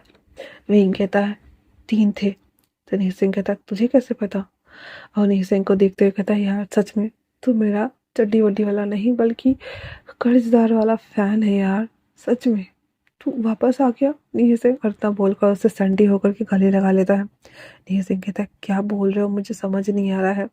तो वो कहता है, छोड़ो भी, चलो हम रेडी हो जाते हैं, फिर घूमने चलेंगे, और हाँ कल शाम होते होते हमको यहाँ निकलना है। इतना सुनना हुआ ही था। तो नी सिंह कहता, क्यों, हम तो यहाँ रहने आए थे ना? कहता, नहीं मुझे किंग ही जाना है। क्या तू अपने घर नहीं ले जा सकता मुझे? तो कहता, हाँ हाँ ठीक है चलेंगे हम। फिर सारे फ्रेंड्स को बोलते हैं। उसके बाद वो जब बाहर आता है तो सारे फ्रेंड बैठे हुए थे, कहते हैं कल शाम को ही हमें निकलना है, ठीक है ना? तो वो कह देता है, ओके ठीक है, डील डन। फिर उसकी जो आंटी थी, मॉम थी, वो जांगयू विंग के लिए, सबके लिए कॉफ़ी लेकर के आती है। विंग उसे देखते ही उसे याद आ जाता है कि ये उसकी पास्ट लाइफ में उसकी मॉम थी, और वो कहती है, कैसे है विंग बेटा, और तुम्हारी मम्मा कैसी हैं? विंग कह देता है कि मम्मा बहुत अच्छी हैं, पापा आपको सबको याद कर रहे थे, और हाँ उन्होंने गिफ्ट भिजवाया है, तब बोल करके और जो कुछ सामान था थोड़ा बहुत वो उन लोगों को दे देते हैं। उसकी मम्मा कहती है, ठीक है, हाँ मज़े करो तुम लोग, और इतना बोलकर वो अंदर चली जाती है इन सबके खाने का इंतजाम करने के लिए। वहीं दूसरी तरफ जंग चिंग वापस आते हुए कहता है, विंग वैसे तो मुझे ऑफिस जाना होगा अभी, बट कहीं तुम्हें घूमने के लिए छोड़ दूँ? तो विंग कहता है, नहीं हम लोग खुद घूम लेंगे ना, आप चिंता क्यों कर रहे हो, जाओ जाओ। गगा तो जियांग जिंग कह देता है, ठीक है, अगर कोई प्रॉब्लम हो तो हमें कॉल करना, हम सिक्योरिटी भेज देंगे। विंग कह देता है, ठीक है। और इतना बोल कर जियांग जिंग वहाँ से चला जाता है। विंग को अंदर से बहुत ज़्यादा डर लग रहा था, पर वो चेहरे पे एक अजीब से गॉड स्माइल के साथ में वो सभी चीज़ों को हैंडल कर रहा था, क्योंकि वो नहीं चाहता था कि लोगों को पता चले कि वो डर रहा है इसी वजह से। वहीं दूसरी तरफ अंकल चांग फिमियांग वो आते हुए उन सबको देखते हुए कहते हैं, ग्रीट करते हुए, आप सब कब आए? विंग को तो उनको भी देख के बहुत ज़्यादा डर लग रहा था, क्या सबका पुनर्जन्म हुआ है? तो मतलब साफ है कि उसकी पार्टनर जो है, जिसके साथ वो पानी ग्रहण संस्कार कर रहा था, तो उसका भी जन्म हुआ ही होगा, चाहे ऐसे हो या वैसे या कहीं और हो। और ये सारी बातें विंग के दिमाग में चल रही थी। तो वो कह देता है कि मैं यहाँ पे ना हिस्टोरिकल पैलेस देखने जाऊँगा पहले, उसके बाद ही कुछ और देखूँगा। ये सुन करके और वो कहते, ओ हाँ, एक हिस्टोरिकल पैलेस तो हमारा भी है ना, जहाँ पे हम पहले रहा करते थे। विंग समझ जाता है और कहता है, जी मुझे पता है, हम चले जाएंगे देखने के लिए, आप चिंता ना करें। और इतना बोल करके और वो उन्हें देख रहा होता है। फिर जियांग फिमियांग अपने कमरे में चले जाते हैं। कॉफ़ी हो जाने के बाद, थोड़ा सा स्नैक्स वगैरह खाने के बाद, विंग जियांग को ग्रीट करते हुए वहाँ से निकल जाता है, उसी हिस्टोरिकल पैलेस को वो देखने के लिए।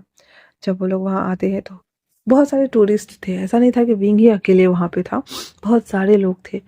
तो सारे दोस्त कहते हैं, चलो यार हम अंदर चलते हैं। और सब पिक्चर्स क्लिक करते हुए इधर उधर घूमना देखना स्टार्ट कर चुका था, लेकिन विंग उस पैलेस के जैसे हर एक चप्पे चप्पो को जानता हो, क्योंकि वो यहाँ पे रह चुका है, उसे पता है। वो रास्ता दिखा रहा होता है और लेके जा रहा होता है। तो निहे सिंह कहता, तुझे कैसे पता? हाँ, कहता है, पता नहीं क्यों, बस ऐसा लगता है जैसे कि मैं इन गलियों में बहुत घूमा हूँ। और ये बोल करके उसे लेके जा रहा होता है। हर गली कॉर्नर लगकर वो घुमाते हुए उस पैलेस का पूरा कोना कोना घुमा देता। और वो लोग टेरेस पे खड़े थे और विंग को वो पिछला फ्लैशेस याद आ रहा था, जैसे कि टेरेस पे बैठ करके चश्मे लगा करके वो वांग जी के बारे में सोचा करता था, सीटी बजाता था ताकि लोगों को ये ना लगे कि वो क्या कर रहा है। और वो वापस से वहाँ से नीचे आता है। आने के साथ ही वो अपने कमरे के सामने में खड़ा था।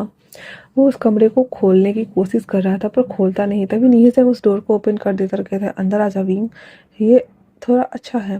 और इतना बोल करके विंग जब अंदर आता है, टूटी हुई बेड जो कि वहाँ पे एंटीक तौर पे सजाया गया था वो था।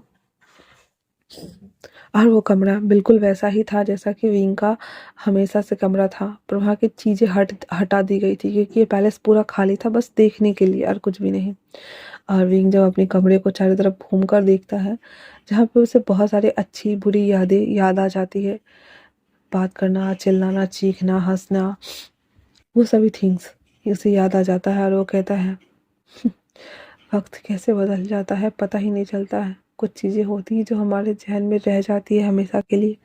तो क्या ये मेरी एक याद है या सच में पुनर्जन्म है? मुझे नहीं पता, पर जो भी है, इस जन्म में मैं तुम्हें ढूंढ लूंगा लैंसा।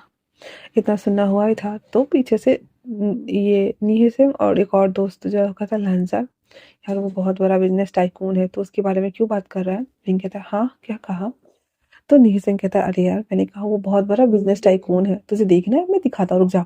इतना बोलकर अपना फोन निकाल करके ये बड़े बड़े उसके पिक्चर निकाल के उसको दिखाता है, कहता है, देख किसी मॉडल से कम नहीं लगता है। बहुत सारे रूमर सुने हैं इसके मैंने।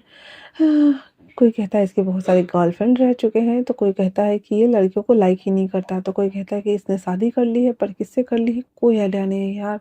ये बड़े लोग बड़े चोंचले पता नहीं क्या ही करते हैं, और हम जैसे छोटे लोगों का दिल टूट जाता है। वैसे जो भी हो, अगर ये शादीशुदा है तो फिर कोई बात ही नहीं, और अगर ये सिंगल है तो न जाने किसके नसीब में है। इतना बोल करके और वो फ़ोन उसको पकड़ा देता है। तो विंग वो फ़ोन ले लेता है और उस फोटो को ना टच करके देख रहा होता है। विंग जब उस पिक्चर को देखता है तो अपने मन में कहता है, सच में हमारा पुनर्जन्म हुआ है, रिकार्नेशन हुआ है, क्यों हुआ है, क्यों?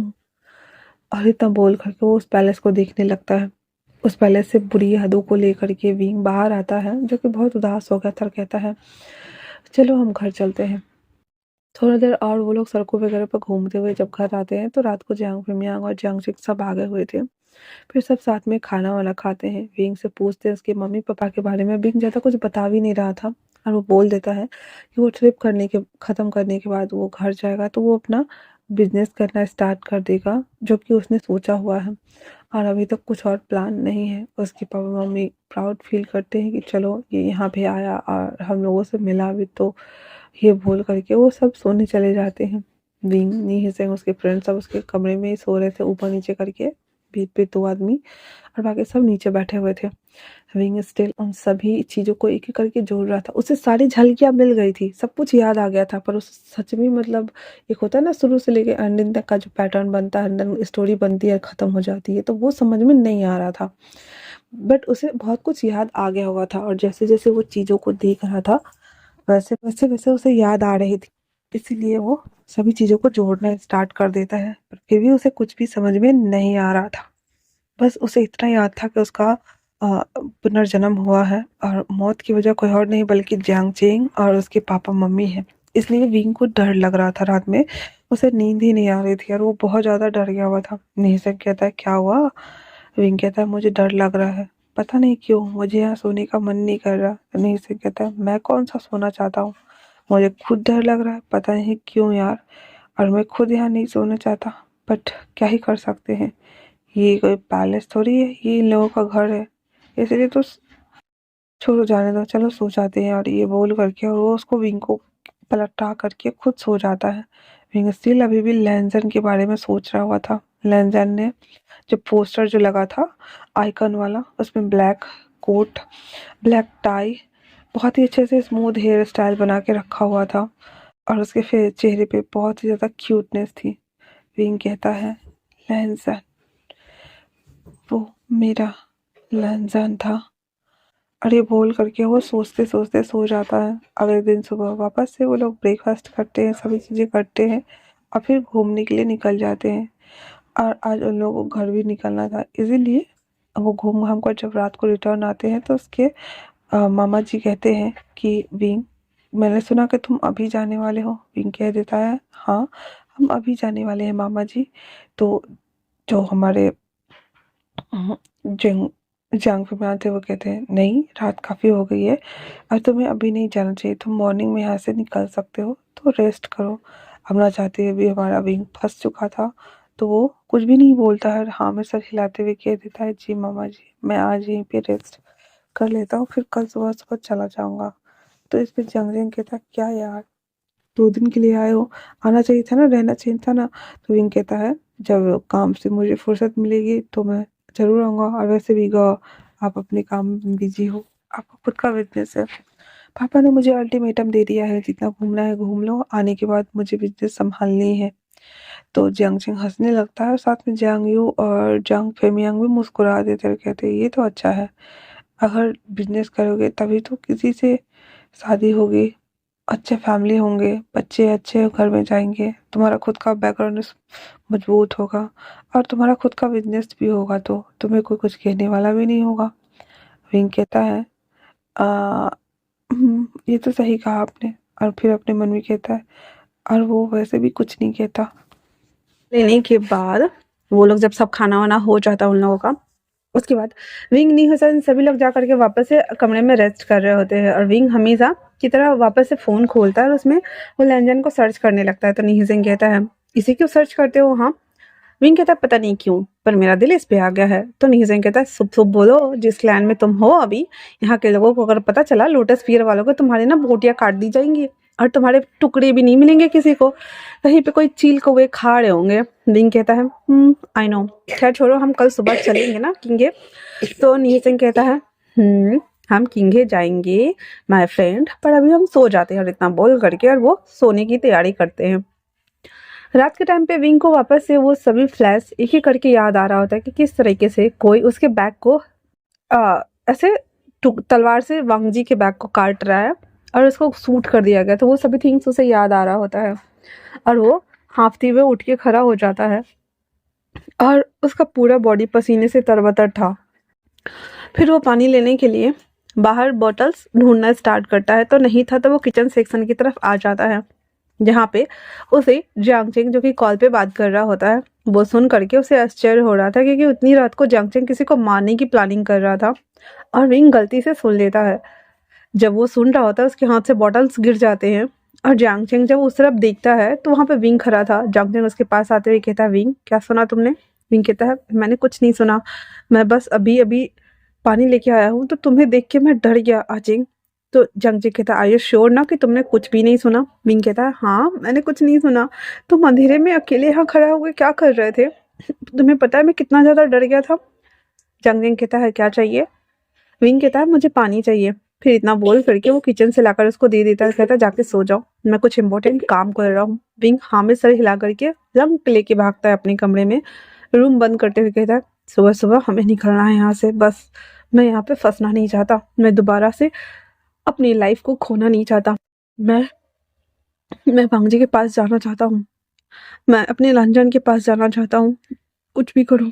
और इतना बोलकर वो बेड पे आके बैठ जाता है, पानी भी नहीं पीता और सो जाता है। अगले दिन सुबह 6 बजे सबको वो लात मार के उठाता है और कहता है, चलो हमें से यहाँ से निकलना है। सभी लोग रेडी हो जाते हैं और आके ब्रेकफास्ट करते हैं। तो जियांग चेंग कहता है, जाना जरूरी है? विंग कहता है, क्योंकि 2 दिनों बाद फिर मैं वापस से अपने घर चला जाऊंगा ना, इसी वजह से। तो जियांग चेंग कह देता है, ओके ठीक है। और इतना बोल करके फिर वो लोग ब्रेकफास्ट करते हैं। फिर जिस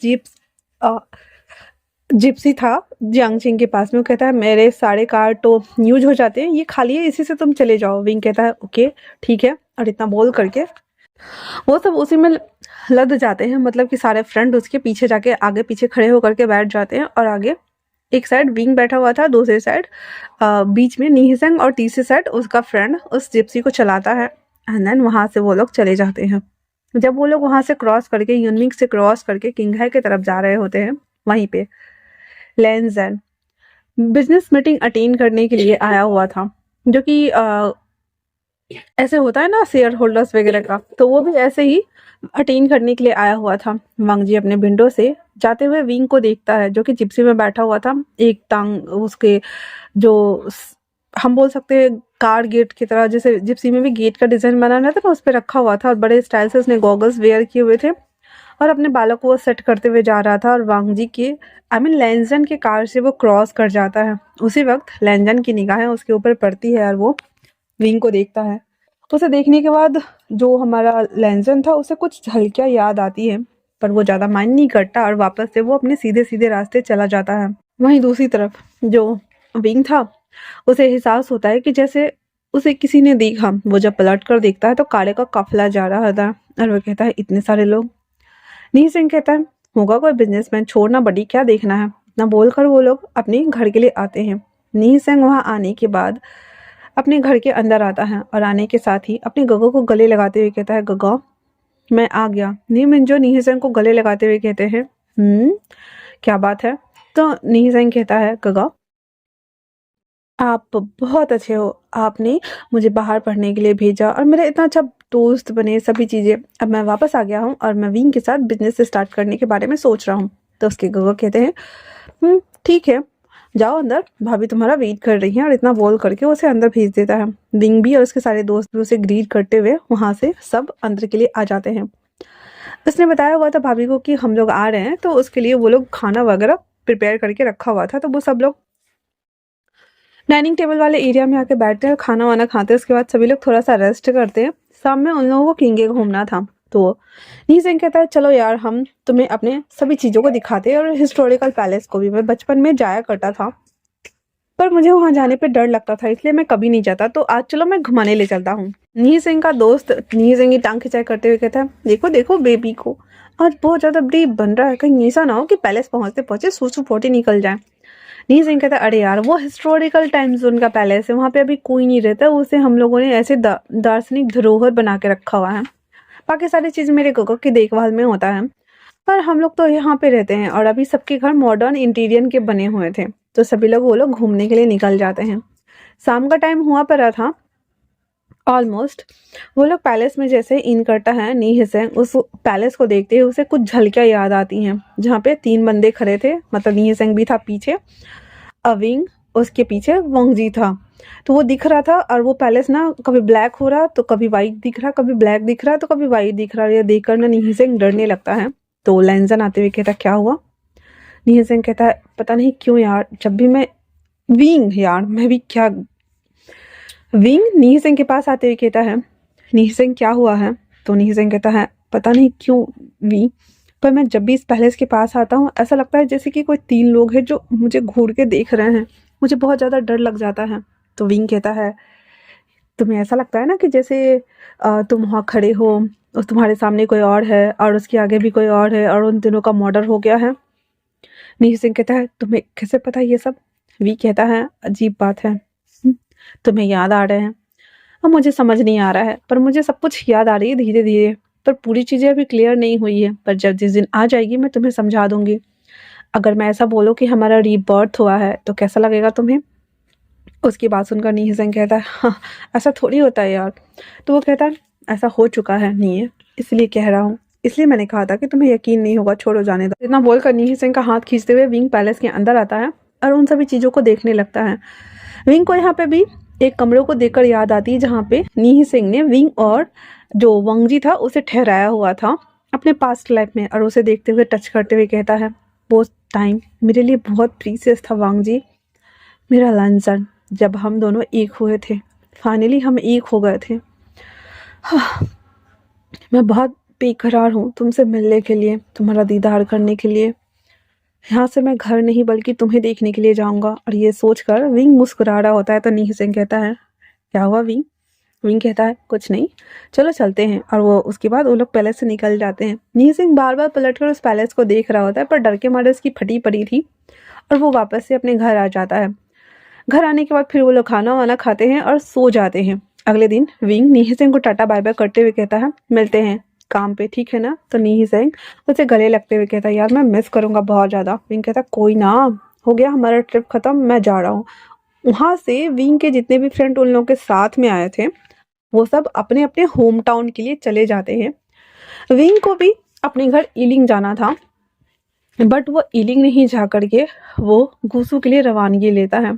गुसू आने के बाद वो वहाँ पे एक होटल में अपने रहने का व्यवस्था कर रहा था जो कि लैंस होटल्स ही था। वो बहुत ज़्यादा खुश था, इतने बड़े होटल्स में उसने कमरे बुक कराए और वो एक कमरे में जा करके आराम से लेट जाता और कहता है थोड़ा देर रेस्ट करने के बाद मैं इस सिटी को देखने के लिए निकलूँगा।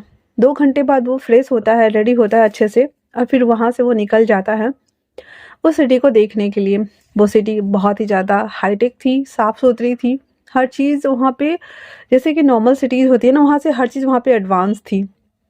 विंग बहुत खुश था और कहता है तो मेरा ससुराल ऐसा होने वाला है, जब मैं यहाँ आ ही गया हूँ तो क्यों ना मैं ये मम्मा से भी मिल लूँ। और इतना बोल करके और वो लैंड मेंशन के एड्रेस पूछ करके वहाँ आता है।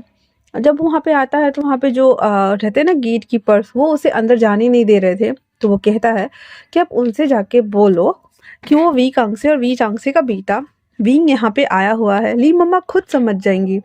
इतना सुनना हुआ ही था तो वो अंदर जाता है और अंदर जाने के बाद उसे बताता है कि ऐसे ऐसे बात है। फेई भी समझ गई थी और ली भी समझ गई थी कि ये वी चांगसे का बेटा है, इसीलिए वो दोनों बाहर भाग के आती है और विंग आते कहता आंटी देखो ना मुझे गेट कीपर अंकल अंदर नहीं आने दे रहे। फिर वो गेट ओपन करा के विंग को अंदर लेती है और हक करते हुए कहती है मम्मा कैसी है तुम्हारी। तो विंग कहता है फे आंटी मम्मा अच्छी है। तो वो कहते आंटी मत बोलो, मैं तुम्हें आंटी लगती हूँ क्या। वो कहते नहीं नहीं आप तो सिस्टर्स लगते हो दोनों के दोनों। फिर वो दोनों अंदर आते हैं जहाँ पे लैन किरण अपने वाइफ ली के साथ में बैठ जाते हैं और फिर वहाँ पे जो लैंड रोआन था वो फे के साथ में बैठ जाता है। उसके बाद विंग आके तो दोनों को ग्रीट करते हुए कहते हैं मैं यहाँ आप लोगों से मिलने आ गया। तो फी कहती है तुमने मम्मा को बताया। विंग कहता पर मैं वो आप सबको मिस कर रहा था, मेरी पढ़ाई कंप्लीट हो गई है और अब तो मुझे कुछ करना पड़ेगा ना फ्यूचर के लिए।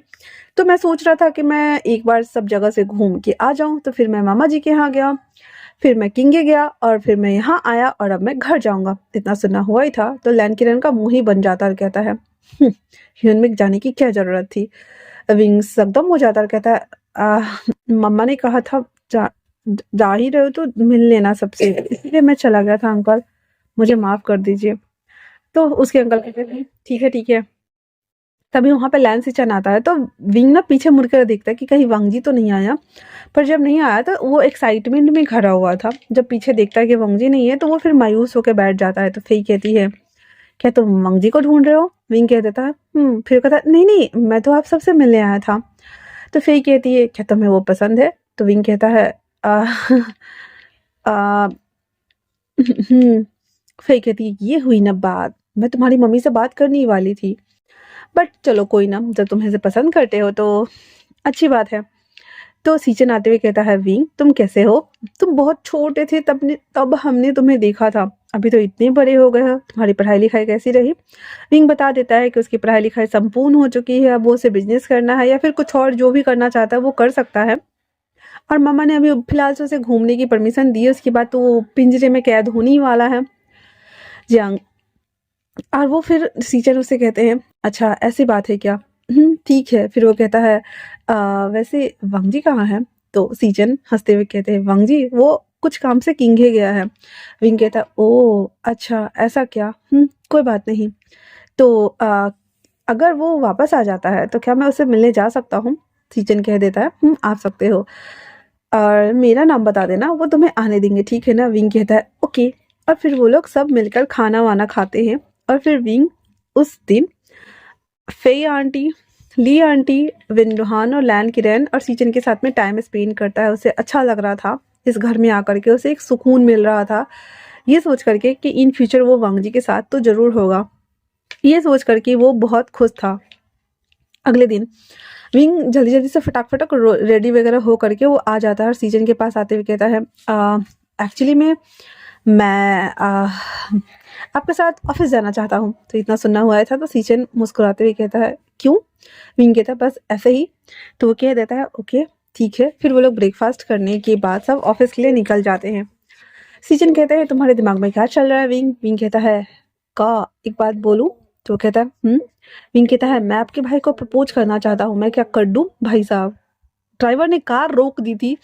और वो कहता है क्या हुआ? ड्राइवर कहता है कुछ नहीं सर, वो भी इंटरेस्ट लेके सुन रहा था। सीजन कहते हैं ड्राइव करो ठीक से। फिर वो विंग की तरफ देखते हुए कहता है तुम्हारे दिमाग में क्या चल रहा है विंग? विंग कहता है कुछ नहीं, मुझे आपके भाई से पहली नजर वाला प्यार हो गया उसके बड़े बड़े होर्डिंग वाले पोस्टर देख करके, तो मैं उसे अपना बनाना चाहता हूँ। और फिर आंटी ने भी हाँ कह दिया है, तो क्या मैं उसे प्रपोज कर दूं? सीजन कहता है तुम्हें लगता है कि तुम बुलाओगे और वो आ जाएगा? वो कहता है पता नहीं, पर आप बुलाओगे तो वो आ जाएगा ना? सीजन कहता है तो मुझे भी इन्वॉल्व कर रहे हो? विंग कहता है फिर वो कहता है ठीक है देखते हैं ट्राई करके, अगर वो उसने मना किया तो मैं कुछ नहीं कर सकता। सीजन कहता है प्लीज। इतना बोलने के बाद विंग सीजन से कहता है प्लीज गगम। सीजन कहता है ओके ओके। और फिर वो लोग प्लान करते हैं। विंग ना वहाँ पे उतर जाता है कंपनी के बाहर और कहता है मैं 15 मिनट बाद आपको कॉल करूंगा, और वो फिर नंबर एक्सचेंज कर लेता है। उसके बाद सीजन कहता है पता नहीं क्या ही चल रहा है पर देखने में मजा आएगा। फिर इधर विंग ना गुब्बारे वाले के यहाँ जाता है, बोलता है हार्ट शेप का गुब्बारा बना के चलो। 2 लोगों को पकड़ के लाता है और वो लेके खड़ा था। फिर विंग कहता है मैं उसे प्रपोज करने वाला हूँ, पर रिंग पहना दूं या प्रपोज कर दूं, क्या करूँ? कोई ना गुलाब ले लेता हूँ, अंगूठी भी ले लेता हूँ। फिर वो जल्दी जल्दी से सामने ही एक ज्वेलर शॉप था, वो कंपनी के बीचों बीच रोड पे खड़ा था। तो वो भाग के जाता है और वो एक रिंग लेके आता है, एक मेन साइज का रिंग जो होता है वो। और उसके बाद आ करके मतलब वो सोच रहा था कि अगर बड़ा भी हुआ फिर भी वो पहना देगा, छोटा हुआ तो भाई फिंगर से आएगी ही नहीं, निकलेगी नहीं, तो अच्छा है उसके लिए। और वो लेके वहां पे खड़ा था। अब इधर दूसरी तरफ सीजन को अपना कांड करना था। वो कंपनी आता है, उसके 5 मिनट बाद ही वंग जी किंगे से लौट के आया हुआ था। आते ही वो सीचन से मिलने आता है। तो सीचन कहता है मिलना उलना बाद में, एक इम्पोर्टेंट काम है, अभी चलो मेरे साथ। तो वंग जी कहता है कहाँ जाना है? वो कहता है चलो भी। और इतना बोल करके सीचन वंग जी को खींचते हुए सीधे लेके आता है। तो वंग जी कहता है हम इम्पोर्टेंट काम के लिए ही जा रहे हैं ना? सीजन कहता है तो फिर आप मुझे इस तरह से खींच कर रोड पे क्यों लेके जा रहे हो? कहता है रोड पे ही जाना है इसलिए चलो। इतना बोल करके वो वहां लाके खड़ा कर देता है। वहां पे 2 बंदे खड़े थे जिसके हाथ में बड़े बड़े रोज के बड़ा बड़ा बुके था, बीच में हार्ट शेप का बैलून बना हुआ था जो कि उन्हीं बंदों में से लेफ्ट हैंड से पकड़ा हुआ था, और विंग ना दूसरी तरफ मुड़ा हुआ था। सीचन आते हुए कहता है लो मैं ले आया। वांग जी कहता है गगा ये सब क्या है? और उसको हार्ट के सामने में खड़ा कर देता है। विंग पहले तो पलट जाता है, उसके बाद उसके सामने में रोज प्रेजेंट करते हुए कहता है बी माई हॉस्पिटल। और इतना बोल करके उसको बड़े प्यार से स्माइल करते हुए देख रहा था। पहली बार था जब वंग जी विंग को देख रहा होता है। हालांकि उसके क्यूटनेस पे वांग जी भी फिदा हो गया था। देन फिर वो उस भ्रम से बाहर आते हुए कहता है, कौन हो तुम? विंग कहता है, कौन, क्या, कैसे, कब, क्यों, कहाँ पे, ये वो दिस दैट हम पूरी लाइफ सुलटा लेंगे, फिलहाल से अपना फिंगर आगे करो। तो वांग जी कहता, व्हाट? मैं फिंगर आगे क्यों करूँ? तो कहता, ग। फिर सीजन उसका हाथ पकड़ के आगे कर देते हैं और कहते हैं, दो ना मांग रहा है तो। फिर विंग डब्बा बॉक्स ओपन करते हुए कहता है, बी माई हस्बैंड प्लीज। वांग जी कहता है, हे मैं तुम्हें नहीं जानता। विंग पटक से अंगूठी निकाल करके उसके हाथ में पहना देता है और वो अनफॉर्चुनेटली वो रिंग ना बहुत टाइट हो गई थी। विंग बहुत खुश था, आइस अब निकालो, निकलेगा ही नहीं। फिर वो कहता है, थैंक यू सो मच मेरा हस्बैंड बनने के लिए, थैंक यू थैंक यू। वांग जी दांत पीसते हुए कहता है, ये सब क्या है गाँव? सीजन उसको धक्का दे देते हैं और वो सीधे विंग के ऊपर लेन होता है और विंग उसको गले से लगते हुए कहता है, आइस अब इतना भी प्यार मत करो, सभी लोग देख रहे हैं, अजीब लगता है। वांग जी कहता है, मैंने कहा कौन हो तुम? विंग कहता है, बाद में बता दूंगा ना। इतना बोल कर वो सबको कहता, हमारे पिक्चर्स क्लिक करो और वायरल करो। सभी लोग उन दोनों के पिक्चर्स क्लिक करके और सब सोशल मीडिया अकाउंट पे डाल रहे होते हैं। विंग बहुत ज़्यादा हैप्पी था इस चीज़ से कि फाइनली ऐसे ना सही, ऐसे ही सही, कैसे भी करके उसने उसे अपना फियांसे तो बना लिया है ना। उसके बाद सीजन कहते, अब हो गया, चलो। फिर उन लोगों को वो पैसे दे देता है विंग और उन लोगों को बाय बाय टाटा करते हुए वहाँ से वांग जी के पीछे पीछे आता है। वांग जी, सीजन और विंग उसके ऑफिस में थे। तो वांग जी कहता, गगा ये सब क्या है? सीजन कहता है, मैं तुम दोनों के लिए कॉफी भिजवाता हूँ। और विंग, तुम यहाँ पे रहना चाहोगे? विंग कहता, मुझे थोड़ा देर रहना है, उसके बाद मैं चला जाऊंगा। उसके जाते ही वांग जी उसकी तरफ भट्टे हुए कहता, कौन हो तुम और ये सब क्या हरकतें हैं और गगो को कैसे पटाया तुमने? गगो तुम्हारी बातों में कैसे आ गया, बताओ मुझे। तुम्हें समझ में आ रहा है तुमने क्या किया है? पूरे मीडिया के सामने में हर जगह हमारी और तुम्हारी पोस्टर लग गई, तुम्हें डर नहीं लगता? अगर कभी किसी को पता चला कि तुम्हारी शादी मुझसे नहीं हुई तो? एक के बाद एक के बाद एक के बाद एक के बाद हमारा वांग जी किए जा रहा है, किए जा रहा है, किए जा रहा। विंग कहता है, चुप, एकदम चुप। पर वांग जी नहीं चुप होता, कहता, तुम ये चुप चुप करना बंद करो वरना मैं तुम्हारे पक्षे उड़ा दूंगा। विंग कहता है, "आइस, कितना बोलता है ये।" फिर इतना बोल करके उसके लिप्स के ऊपर किस कर लेता है और धा के धराम से गिरता है दोनों। वांग जी के ऊपर विंग था और वांग जी आंखें ब्लिंक करते हुए विंग को देख रहा था। विंग अपने लिप्स को हटाते हुए कहता है, किस करते वक्त आंखें बंद करते हैं। तभी सीचन के हाथ में 3 कॉफी था और वो कहता है, यहाँ पे मैं भी हूँ। फिर विंग पटक से उठ जाता है और वांग जी अभी भी लेटा हुआ था। वांग जी सीजन को आते हुए देखता है और वो धीरे धीरे उठ के खड़ा हो जाता है, कहता है, आह ये सब क्या हो रहा है गो? सीजन कहता है, बैठो मैं बताता हूँ। फिर वांग जी आके बैठ जाता है मुंह फुला करके करते हुए और विंग एक कॉफी लेकर के पीना स्टार्ट कर देता है। सीजन कहते हैं, ये वी चांगसे और कांगसी का बेटा वी वूशियान है और बचपन में तुम इसके साथ खेला करते थे, तुम भूल गए हो? तुमने एक बार बताया था कि तुमने इसे पालने से गोद में उठाया था 2 साल के विंग को। तब जाकर के वांग जी को याद आता है, पर उसे गुस्सा आ रहा था विंग पे, इसलिए वो कोई रिएक्ट किए बिना चुपचाप सीजन की सारी बात सुन रहा होता है। तो तुम्हारी मम्मा ने ऑलरेडी इसके साथ तुम्हारी एंगेजमेंट की बात सोच ली थी, तो इसे पता चल गया था, इसलिए उसने तुम्हें प्रपोज कर दिया। अब ऐसे ना वैसे एंगेजमेंट तो होनी थी, तो इसने अपनी तरफ से कर दी। तो वांग जी पटक से विंग का हाथ देखता कहता है, तुम्हारे हाथ में अंगूठी नहीं है? विंग कहता है, वो तो तुम पहनाओगे ना। वांग जी अपने मन में कहता है, हाँ, इस तरह से खींच कर रोड पे ले जाकर प्रपोज कौन करता है? मेरे पास रिंग हो तो ना पहनाऊं मैं। फिर विंग कहता है, क्या हुआ, क्या सोच रहे हो? वांग जी कहता है, नथिंग। फिर विंग कहता, पहना देना जब तुम्हारा मन करे और जब तुम रेडी हो जाओ, मैंने अपनी तरफ से तुम्हें बुक कर लिया है। वांग जी अपनी तरफ फिंगर पॉइंट करते हुए कहता, बुक करने का क्या मतलब है? विंग कहता है, यही कि कहीं मेरे अलावा कोई और सुंदर सुंदर नारियां तुम पे प्रहार न कर दे और तुम उसके माया मोहिनी टाइप से सम्मोहित ना हो जाओ। लेंसन। जैसे ही वांग जी विंग के मुंह से लेंसन सुनता है, उसको ना इको साउंड गूंज रहा होता है, पास्ट वाला, जैसे कि हमारा विंग पास्ट लाइफ में विंग का नाम ओनली फॉर विंग था, पर इस लाइफ में विंग का नाम वी वूशियान है। ओके, तो वो गूंज रहा होता है, लेंसन लेंसन लेंसन, और उसे अजीब लगता है। सीजन कहते हैं, क्या हुआ? वांग जी कहता है, नथिंग ब्रो, अगर आप लोगों का हो गया हो तो आप लोग जा सकते हो। तो कहते हैं, कॉफी फिनिश करते हैं। फिर तीनों कॉफी फिनिश कर रहे थे, लेंस सीजन हंस रहे होते, भाई उसके भाई का मोय मोय कर दिया विंग ने और बेचारे की बोलती बंद कर दी। अच्छा है, ये सब घर में सब इससे डरते हैं, सबकी ये बोलती बंद करता है, पर इसको भी कोई मिला है, शेर पे सवा शेर, ये सोच करके। और हमारा जो लेंस सीजन थे वो बहुत ज्यादा हैप्पी हैप्पी हैप्पी फील कर रहे थे। और वही दूसरी तरफ हमारा विंग, वो स्माइल कर रहा था कि फाइनली कम से कम उसके साथ उसकी एंगेजमेंट तो हुई, अब उसे शादी करनी है और उसके साथ रहना है और उसे पूरी लाइफ उसके साथ चिपक के रहना है, इस जन्म में तो उसे मरना बिल्कुल भी नहीं है। और विंग के दिमाग में बस यही थॉट्स चल रहे थे। और उसे ये भी अच्छे से पता था कि वांग जी को सभी चीजें याद नहीं होंगी, क्योंकि एक तरह से देखा जाए जो ज्यादा इमोशनल होता है ना, उन्हें ये सभी चीजें जल्दी याद आ जाती है, पर जो लॉजिकल होते हैं उन्हें बहुत कम चांस होता है कि याद आते हैं। वांग जी को बस कुछ डेजावू जैसा फील होता है, प्लेसिबो इफेक्ट जैसा फील होता है, बट नथिंग, उसे कुछ याद नहीं आता था। और यहाँ पे विंग को सारी झलकियां मिल रही थी और उसे सब कुछ याद था। कॉफी पी लेने के बाद सीचन और विंग मुस्कुराते हुए इस कॉबिन से बाहर निकल जाते हैं और वांग जी हाइस करते हुए उठकर अपने रिंग को निकाल रहा होता है फिंगर से, लाइक खींच रहा होता है। अब रिंग कैसे निकलेगी भाई, इतनी टाइट बनाई है विंग ने, अब निकालने के लिए थोड़ी वो खींच रहा है खींच रहा है खींच रहा है। विंग कहता है 1 मिनट में अभी आया बोल के। सीचन कहता है क्या बोलना है, वो कहता है मैं जस्ट आया। वो डोर ओपन करके जैसे आता है कहता है हाँ हाँ हे तुम रिंग निकाल रहे हो। वांग जी कहता है नहीं तो मैं वो अपने बालों को ठीक कर रहा था, हाँ मैं कोट और बालों को ठीक कर रहा था। विंग कहता है निकालना भी मत, सोचना भी मत मुझसे इंगेजमेंट तोड़ने की। तुम पूरी दुनिया के सामने में मेरे बन गए हो और तुम्हें लगता है कि कोई माया मोहिनी टाइप्स आके तुम्हें फंसा के चली जाएगी और मैं होने दूंगा क्या, सोचना भी मत। इतना बोल करके विंग ना उसको फिंगर दिखा कर धमका के वहां से निकल जाता है। वांग जी अपने पैर को ना एक हाथ मारता है फर्स्ट पर, कहता है हाँ, ये क्या है, अचानक से मेरी जिंदगी में आया और आके मेरी जिंदगी को, और वो हाथ से इशारा कर रहा था, ऐसे ऐसे ऐसे करके चला गया। ये क्या था पार्थ, ये क्या हुआ, लाइक ऐसे वाला डायलॉग चेपने का मन कर रहा है मेरा। और वांग जी खिसिया करके कुर्सी पे बैठ जाता है, खिसियाते हुए कहता है सर आप इतने गुस्से में क्यों है।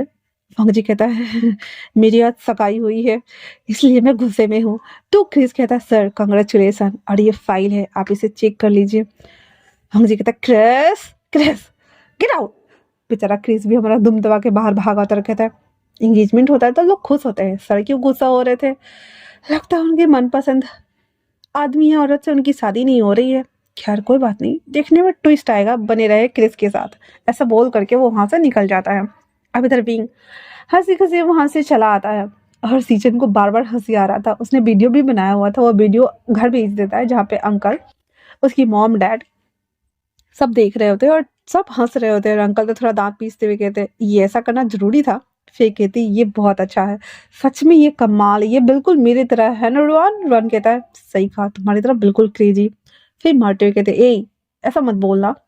रोहन कहता है बेटा मेरे मेरे जैसा है, वो पर उसका पार्टनर तुम्हारे जैसा है, अच्छी कॉम्बिनेशन है।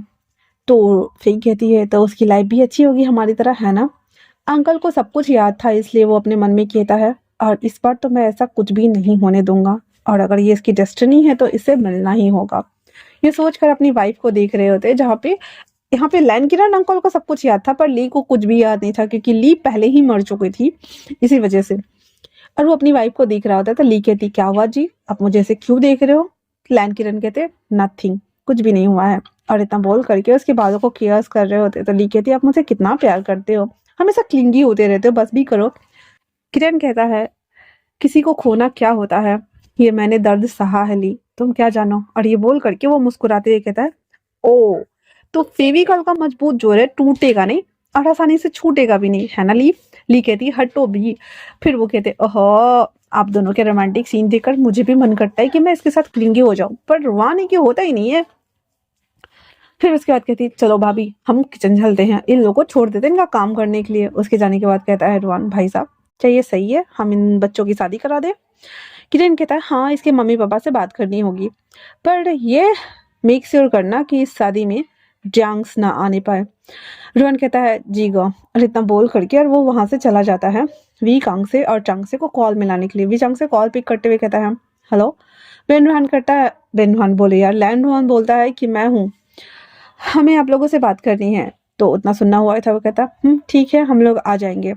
वहीं दूसरी तरफ विंग वो अपने घर आ चुका था 3 घंटे के लॉन्ग ड्राइव के बाद, और आते कहता है ममा ममा ममा।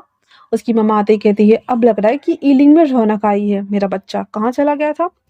विंग सारे व्याख्यान बता देता है और कहता है मैंने एंगेजमेंट कर ली। पहले तो उसके मम्मी पापा दोनों शॉक्ड हो गए थे, फिर विंग बता देता है कि उसने लैंचन से एंगेजमेंट की है, और वो पिक्चर और पोस्ट भी दिखा देता है जहाँ पे बहुत सारे लाइक्स व्यूज और कमेंट्स मिले हुए थे। उसकी मम्मा उसे गले लगाते हुए कहती है इसीलिए भाई साहब ने कॉल किया था। तो विंग कहता है तो फिर आप जल्दी से हमारी शादी करा दीजिए। इतना सुना हुआ ही था तो वो कहते हाई तबाह क्यों मचा के रखा है शादी के लिए। विंग कहता है मम्मा आप नहीं जानते, बस मुझे डर लग रहा है, न जाने क्यों। मैं बस जल्दी से शादी करना चाहता हूँ, इसलिए आप करा दो ना, अब इतना भी क्या वेट कराना। हाँ हुआ ही था तो उसके पापा कहते हैं क्या तुम्हें कुछ बनना नहीं है? विंग कहता मैं शादी के बाद बन जाऊंगा पापा, मैं प्रॉमिस, और मैं आपके बिजनेस को ही संभालूंगा, मैं कुछ भी ऐसा वैसा नहीं करना चाहता, पर मुझे शादी करनी है प्लीज पापा। इतना सुनना हुआ ही था तो कहता है अच्छा अच्छा ठीक है, वैसे भी उन लोगों ने बुलाया है तो हम कल जा रहे हैं। विंग बहुत ज़्यादा एक्साइटेड था और वो अपने कमरे में आ जाता है। वहीं दूसरी तरफ वांग जी पूरा दिन फ्रस्ट्रेट हो चुका था, वो उस रिंग को अपने हाथ से निकालते हुए बेचारे के हाथ लाल हो गए थे और वो रिंग निकलने का नाम नहीं ले रहा था। वो साबुन शैम्पू सब कुछ यूज कर चुका था उसे निकालने के लिए, पर रिंग ना टस से मस नहीं हो रहा था। और वांग जी दांत पीसते हुए कहता है हाँ इसने क्या पहनाया है मुझे। फिर जब वो घर आता है तो घर आते ही वांग जी के ऊपर फूलों की वर्षा होती है और सब उसे कंग्रेचुलेसन विश करते हैं। वांग जी इरिटेट होते हुए कहता मॉम ये सब क्या है? तो उसकी मॉम कहती है ये तुम्हारे एंगेजमेंट की खुशी में है, अब जब तुमने एंगेजमेंट कर ली है तो हम तुम्हारे डायरेक्ट शादी की बात करेंगे और शादी होने वाली है। वांग जी कहता मॉम, कहता इधर उधर कुछ नहीं, आज नहीं तो कल तुम्हें शादी करनी ही थी, क्या तुम्हारी लाइफ में कोई और है वांग जी? वांग जी कहता है नो मॉम। तो फिर वो कहता है तो फिर क्या वो तुम्हें पसंद नहीं है? वांग जी को विंग का फेस याद आता है कि कितना क्यूट बन के वो क्लमजी सा दिख रहा था, एंड देन उसको देख रहा था। वो कहता है ऐसा नहीं है। तो उसके अंकल कहते हैं बस हमने फैसला कर लिया है तो तुम्हें शादी करनी ही होगी। वांग जी कहता है बट अंकल मैं नहीं करना चाहता, आप सबको पता है ना कि मैं किसी को ढूंढ रहा हूँ और जब तक वो मुझे नहीं मिल जाता मैं किसी से शादी नहीं करने वाला। अंकल कहते हैं खाना खाने के बाद मेरे कमरे में आना। वांग जी हाँ बोल देता है, देन अपने कमरे में चला जाता है। वहीं दूसरी तरफ जो हमारे वांग जी आता है वापस से वॉशरूम जाता है और सभी चीज़ों को निकालना वो स्टार्ट करता है और वापस से वो विंग के बारे में सोच रहा होता है कि किस तरह से वो उसे बुला के लाया रेड हार्ट के पास में, वो सभी थिंग्स और वो सब कुछ उसे याद आ रहा था और उसे उसके चेहरे पर अचानक से स्माइल आ जाती है। बट वो फुल इरिटेट होते हुए कहता नहीं बिल्कुल भी नहीं, मैं ऐसे नहीं सोच सकता क्योंकि वो आह, ये सब अचानक से हुआ है। और वांग जी ने इसे एक्सेप्ट ही नहीं कर रहा था, मतलब यार कोई कैसे ऑफिस से खींच के लाएगा 5 मिनट में तुमको, एंगेजमेंट करके चला जाएगा, बोलेगा हाई मैं तुम्हारा हस्बैंड बन गया, तो अजीब लगता है ना। तो सेम हमारे वांग जी के साथ भी वही फील हो रहा था और वो एक्सेप्ट करने में उसको पचाने में थोड़ा सक्षम नहीं हो रहा था। वहीं दूसरी तरफ विंग के बेट पे बटरफ्लाई उड़ रहे थे और वो चाह रहा था कि जल्दी से जल्दी शादी हो जाए और उसके बाद वो फटक से वांग जी के साथ रहे। उसके बाद तो पूरी लाइफ है ये काम धंधे बच्चे सब होते रहेंगे, और अगर उनके बच्चे नहीं भी हुए तो वो अडॉप्ट कर लेगा भाई, वैसे भी वो मैन है तो होंगे ही, ये जानता था विंग, इसलिए वो बहुत हैप्पी था। अगले दिन वो सब लोग सुबह सुबह उठ करके ब्रेकफास्ट वगैरह कर करके और वो लैंस से मिलने के लिए निकल जाते हैं। उस दिन सब घर पे ही था और जब अंकल ने वांग जी को बुलाया था तो वांग जी को काम आ गया था जिस वजह से वो अंकल से मिलने के लिए नहीं जा पाया था, तो अंकल से उसकी बात भी नहीं हुई थी। वहाँ जब वो लोग आते हैं तो पूरी होल लैंड फैमिली उनका भव्य स्वागत करती है। फेई चंगसे को और कांगसो को देख करके बहुत हैप्पी थी, फिर अपने दोस्त को वो गले लगाते हुए से वेलकम करते हुए अंदर लेकर के आती है। फिर सारी बातें उन लोगों को बताई जाती है और सब लोग हंस रहे होते हैं। वांग जी तो बस विंग को टुकुर टुकुर देख रहा होता है क्योंकि विंग ने थोड़ा सा मेकअप वगैरह अप्लाई करके खुद को बहुत ज़्यादा क्यूट बना के लाया हुआ था वो, हालांकि वो एक मैन था पर उसने थोड़ा सा अच्छा सा रेडी हुआ था, वो तो बहुत अच्छा दिख रहा था। और वांग जी उसी को देख रहा था। सीचन उसको किहुनी मारते हुए कहता है अगर उसका घूरना हो गया और अपने नज़रों से चीर हरण करना बंद कर दो क्योंकि सब हम लोगों को ही देख रहे हैं। वांग जी फिर आराम से बैठ जाता है पैर पे पैर चढ़ाते हुए। उसके बाद फेई कहती है तो मुझे ये बताओ कि हम इसकी शादी कब कराएं चांग से? तो कहता है जब तुम्हारा मन करे। फिर विंग की मॉम कहती है कांग से कि शादी? तो विंग पटक से कह देता है 2 दिन के भीतर करा दो ना मॉम। इतना सुनना हुआ ही था तो सब लोग हाँ करके विंग को देख रहे थे और विंग कहता है जब सब कुछ हो ही गया है तो वांग जी कहता है वेट 2 दिन के भीतर? तो विंग कहता है क्यों, मैं तुम्हें पसंद नहीं हूँ? इतना क्यूट सा हूँ मैं कि तुम मुझसे शादी तो कर ही सकते हो ना, और वैसे भी आज नहीं तो कल मेरे से तुम्हें शादी करनी है तो आज ही कर लो ना, आई मीन कि 2 दिन बाद ही कर लो ना। और इसकी उतावलापन देख करके ना अंकल को डाउट हो रहा था, इसलिए वो कहता है तुम शादी के लिए इतना ज़्यादा उतावला क्यों हो रहे हो? तो विंग फ्लो फ्लो में बोल देता है क्योंकि ये मेरा पास्ट लाइफ हस्बैंड, और इतना बोलकर वो चुप हो जाता है। और फिर अंकल को पूरा यकीन हो गया था कि वांग जी जिसे ढूंढ रहा है वो कोई और नहीं बल्कि वो विंग ही है। वो सोच कर स्माइल करने लगते हैं। वांग जी का तो सर घूम रहा था कि हाय जबरदस्ती की शादी क्यों कराई जा रही है मेरी। और वो कहता है पर डैड मॉम प्लीज वेट, मैं अभी नहीं करना चाहता। उसकी मॉम कहती बस हमने तय कर दिया, मतलब तय कर दिया। और विंग कहता है thank you thank you thank you Sangu. और वो बहुत खुश हो रहा था। और वही दूसरी तरफ जब वीचांग से कांग से कहते हैं तो फिर मुझे अपने भाई को भी बताना होगा, इतना सुनना हुआ ही था। तो विन रूहान कहता है नो, अगर विंग की शादी हमारे घर में करनी है तो आपको अपने भाई को नहीं बताना होगा, इतना सुनना हुआ ही था। तो वीचांग से कांग से दोनों शॉक्ड हो गए थे और कहते हैं क्या मतलब? तो वो कहता है बस यही सोच लीजिए कि मैं नहीं चाहता कि आपके भाई को कुछ भी पता चले, और ये बच्चों की सेफ्टी के लिए भाई साहब ने कहा है। लैन किरण कहते हैं मैं दोनों के बच्चे की भलाई के लिए कह रहा हूँ। फिर वो दोनों मान जाते हैं और उसके बाद वांगजी और विंग की शॉपिंग कराई जाती है। वांगजी तो मतलब ऐसा नहीं था कि वो शादी करना नहीं चाहता था, पर वो अरे यार जल्दी जल्दी सब कुछ हो रहा था और वांगजी के बारे में तो कोई सोच ही नहीं रहा था, वांगजी से कोई कुछ पूछ ही नहीं रहा था, वांगजी बोल भी नहीं पा रहा था और विंग यहाँ पे उतावला बन करके सब कुछ करवाया जा रहा था क्योंकि उसे डर लग रहा था कि कहीं कुछ गड़बड़ न हो जाए। पर जिसका डर होता है अक्सर वही चीजें होती हैं। जब वो लोग शॉपिंग वगैरह कर करके लौट रहे थे, विंग वांगजी के पास आते हुए कहता है अब तो हम बहुत जल्दी हस्बैंड एंड हस्बैंड बनने वाले हैं, तो तुम एक्साइटेड हो? वांगजी उसे देख करके मुंह बनाते हुए कहता है सारा चीज तो तुम ही कर रहे हो, फिर मुझसे पूछ क्यों रहे हो? हाँ। विंग कहता है तो तुम मेरे हस्बैंड होने वाले हो, उसके बाद तो मैं तुम्हारी सुनूंगा ना, पर प्लीज मुझसे शादी कर लो, मना मत करना। भांजी कहता है फॉर गॉड सेक, मैं तंग आ गया हूँ, शादी कर लो शादी कर लो शादी कर लो, क्यों? विंग कहता है क्या क्या तुम मुझसे शादी नहीं करना चाहते वांगजी? क्या मैं तुम्हारे साथ जबरदस्ती कर रहा हूँ? वांगजी कहता है हाँ, तुम मेरे साथ जबरदस्ती कर रहे हो। तुमने मुझसे एंगेजमेंट की बिना मुझे इन्फॉर्म किए बताए, बीच चौराहे पे खड़ा करके मुझसे एंगेजमेंट कर लिया। इतने सारे लोग थे, हमारे पिक्चर्स क्लिक करी जा रही थी, पपराइजेस थे। तुम जानते हो मैं अपनी कंपनी का सीईओ हूँ, तुम्हें पता है मेरे रेपुटेशन पे क्या फ़र्क पड़ने वाला था, इसलिए मैंने एक्सेप्ट किया। फिर घर आकर के तुम और होल फैमिली ने ये ड्रामा क्रिएट कर दिया और अब तुम मुझसे वही सवाल कर रहे हो शादी कर लो शादी कर लो। व्हाट डू यू मीन कि शादी कर लो? मैं नहीं करना चाहता शादी, मुझे रेस्ट चाहिए। इतना बोलकर वांगजी वहां से चला जाता है और विंग एकदम उदास हो गया था और वहां पे सारी कारें चली गई हुई थी और सबको लग रहा था कि वांगजी और विंग के बीच में कन्वर्सेशन हो रहा है लबी डबी वाले। तो होल फैमिली ना एडजस्ट करते हुए कार में बैठ के वहां से चली गई थी और वहां पे एक ही कार था जो वांगजी की कार थी और वांगजी भी विंग को गुस्से में वहीं छोड़ के चला जाता है। विंग स्टिल वहीं पे खड़ा था और कहता है वांगजी मैं डरता हूँ तुम्हें खोने से, तुम मेरे लैंसन हो, तुम्हें भले ही याद ना हो कि तुम्हारा पास्ट लाइफ क्या था, पर तुम मेरे लंजन हो, तो तुम ऐसा कैसे बोल सकते हो? और उसी वक्त बिजली कड़क जाती है, बारिश होने स्टार्ट हो जाती है। हम जी कार में बैठ चुका था और वो बैक जो साइड मिरर होता है ना, साइड मिरर से वो विंग को खड़ा हुआ देख रहा था। बारिश में विंग स्टिल वहां पे खड़ा था और वांग जी कहता है हाय क्या करूं मैं? तभी वो देखता है कि बहुत सारे लोग ना इधर उधर अफरा तफरी मच गई थी और वांगजी कहता है कार रोको, मैं विंग को लेकर आता हूँ। और वो कार में से अम्ब्रेला निकाल करके जब बाहर आता है तो विंग वहां पे नहीं था। अब वांगजी को लग रहा था कि विंग ना गुस्से के मारे वहां से चला गया है, उसकी आंखें पूरी डबडबाई हुई थी, तो हो सकता है कि वो थोड़ा सैंटी हो गया हो। और फिर वो अपना फ़ोन निकाल करके वो सीचन गगो को कॉल करते हुए कहता है क्योंकि वांगजी के पास विंग का नंबर नहीं था। कहता है गगा आप एक बार विंग से बात करेंगी क्या? तो सीचन कहता है क्या हुआ? और सारे कारें जा रही होती है तो सब रुक जाती है, मतलब सीचन की कार रुक जाती है और वांगजी की कार भी स्टिल रुकी हुई थी, तो सभी लोग उसको देखने लगे थे। और सचिन कहता है क्या हुआ है वांगजी? वांगजी कहता है विंग अभी यहाँ खड़ा था पर वो दिख नहीं रहा है। अंकल कहते हैं कार वापस लो सीचन।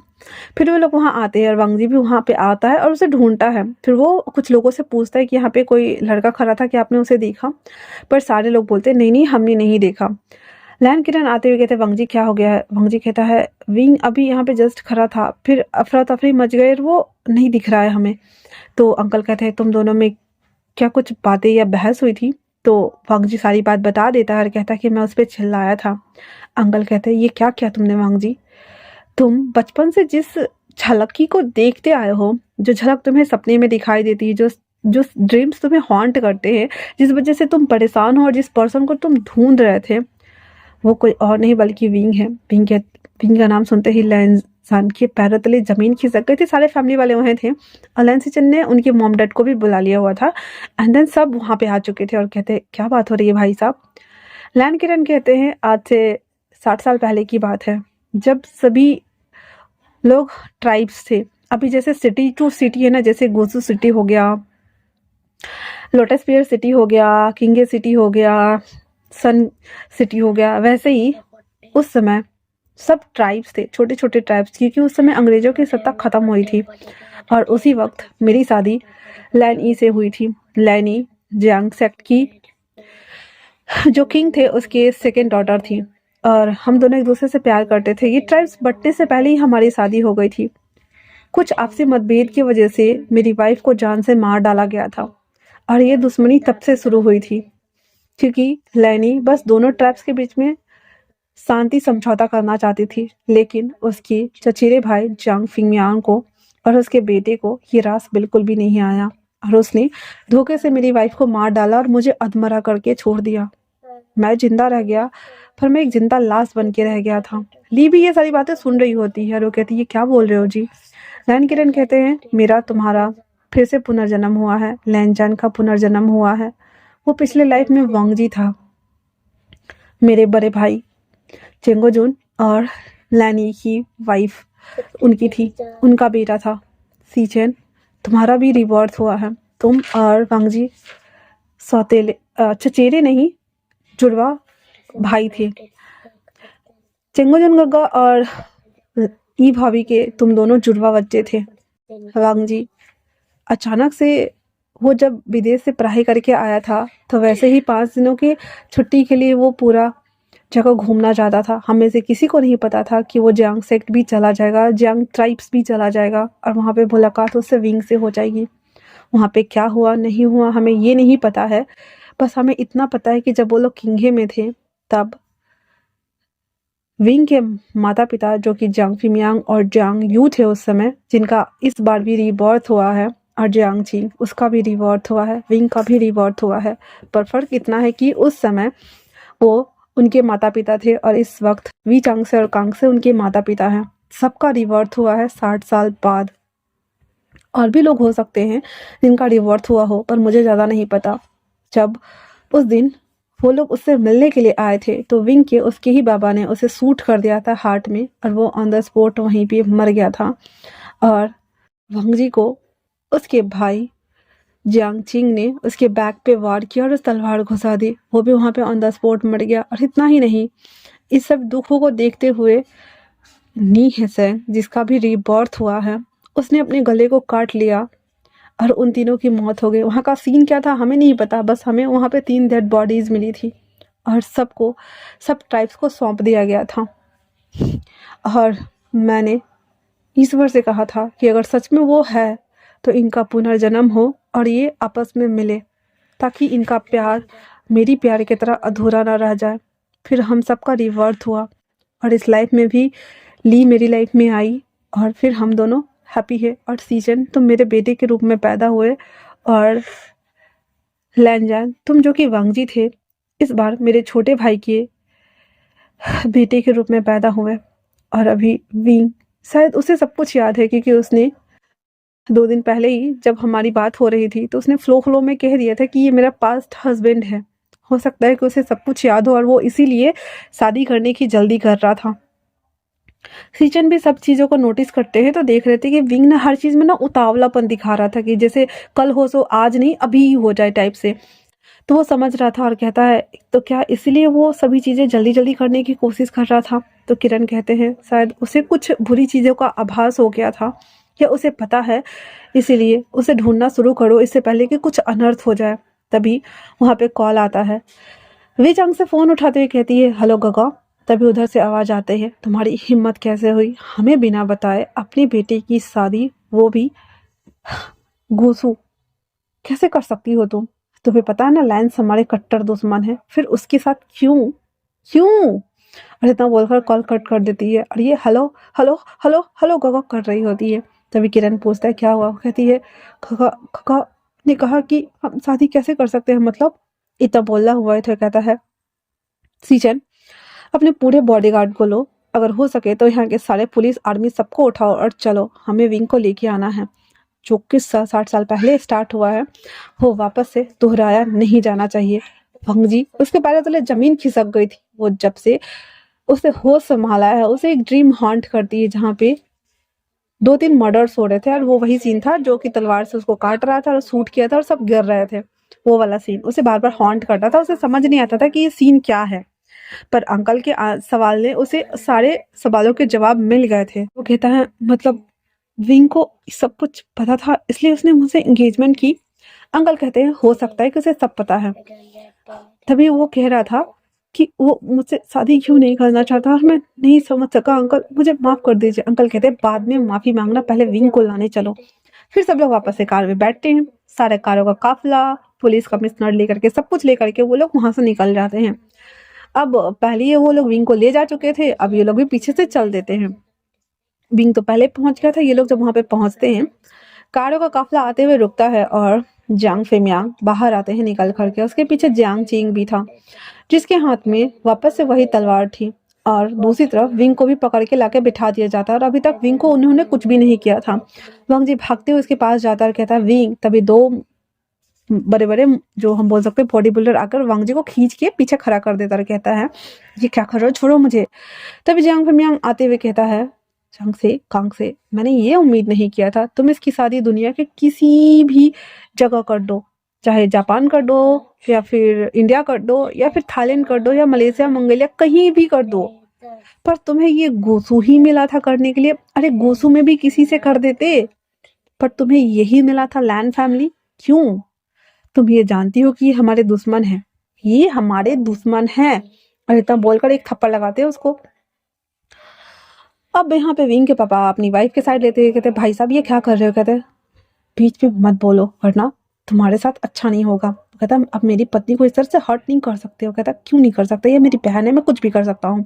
और ये बोल करके उसके बालों को खींचते हुए इसके लाकर कहते हैं मैंने तुमसे कहा था ना कभी भी ऐसे फैसले मत लेना जिससे कि तुम्हें रिग्रेट हो मेरी प्यारी बहना।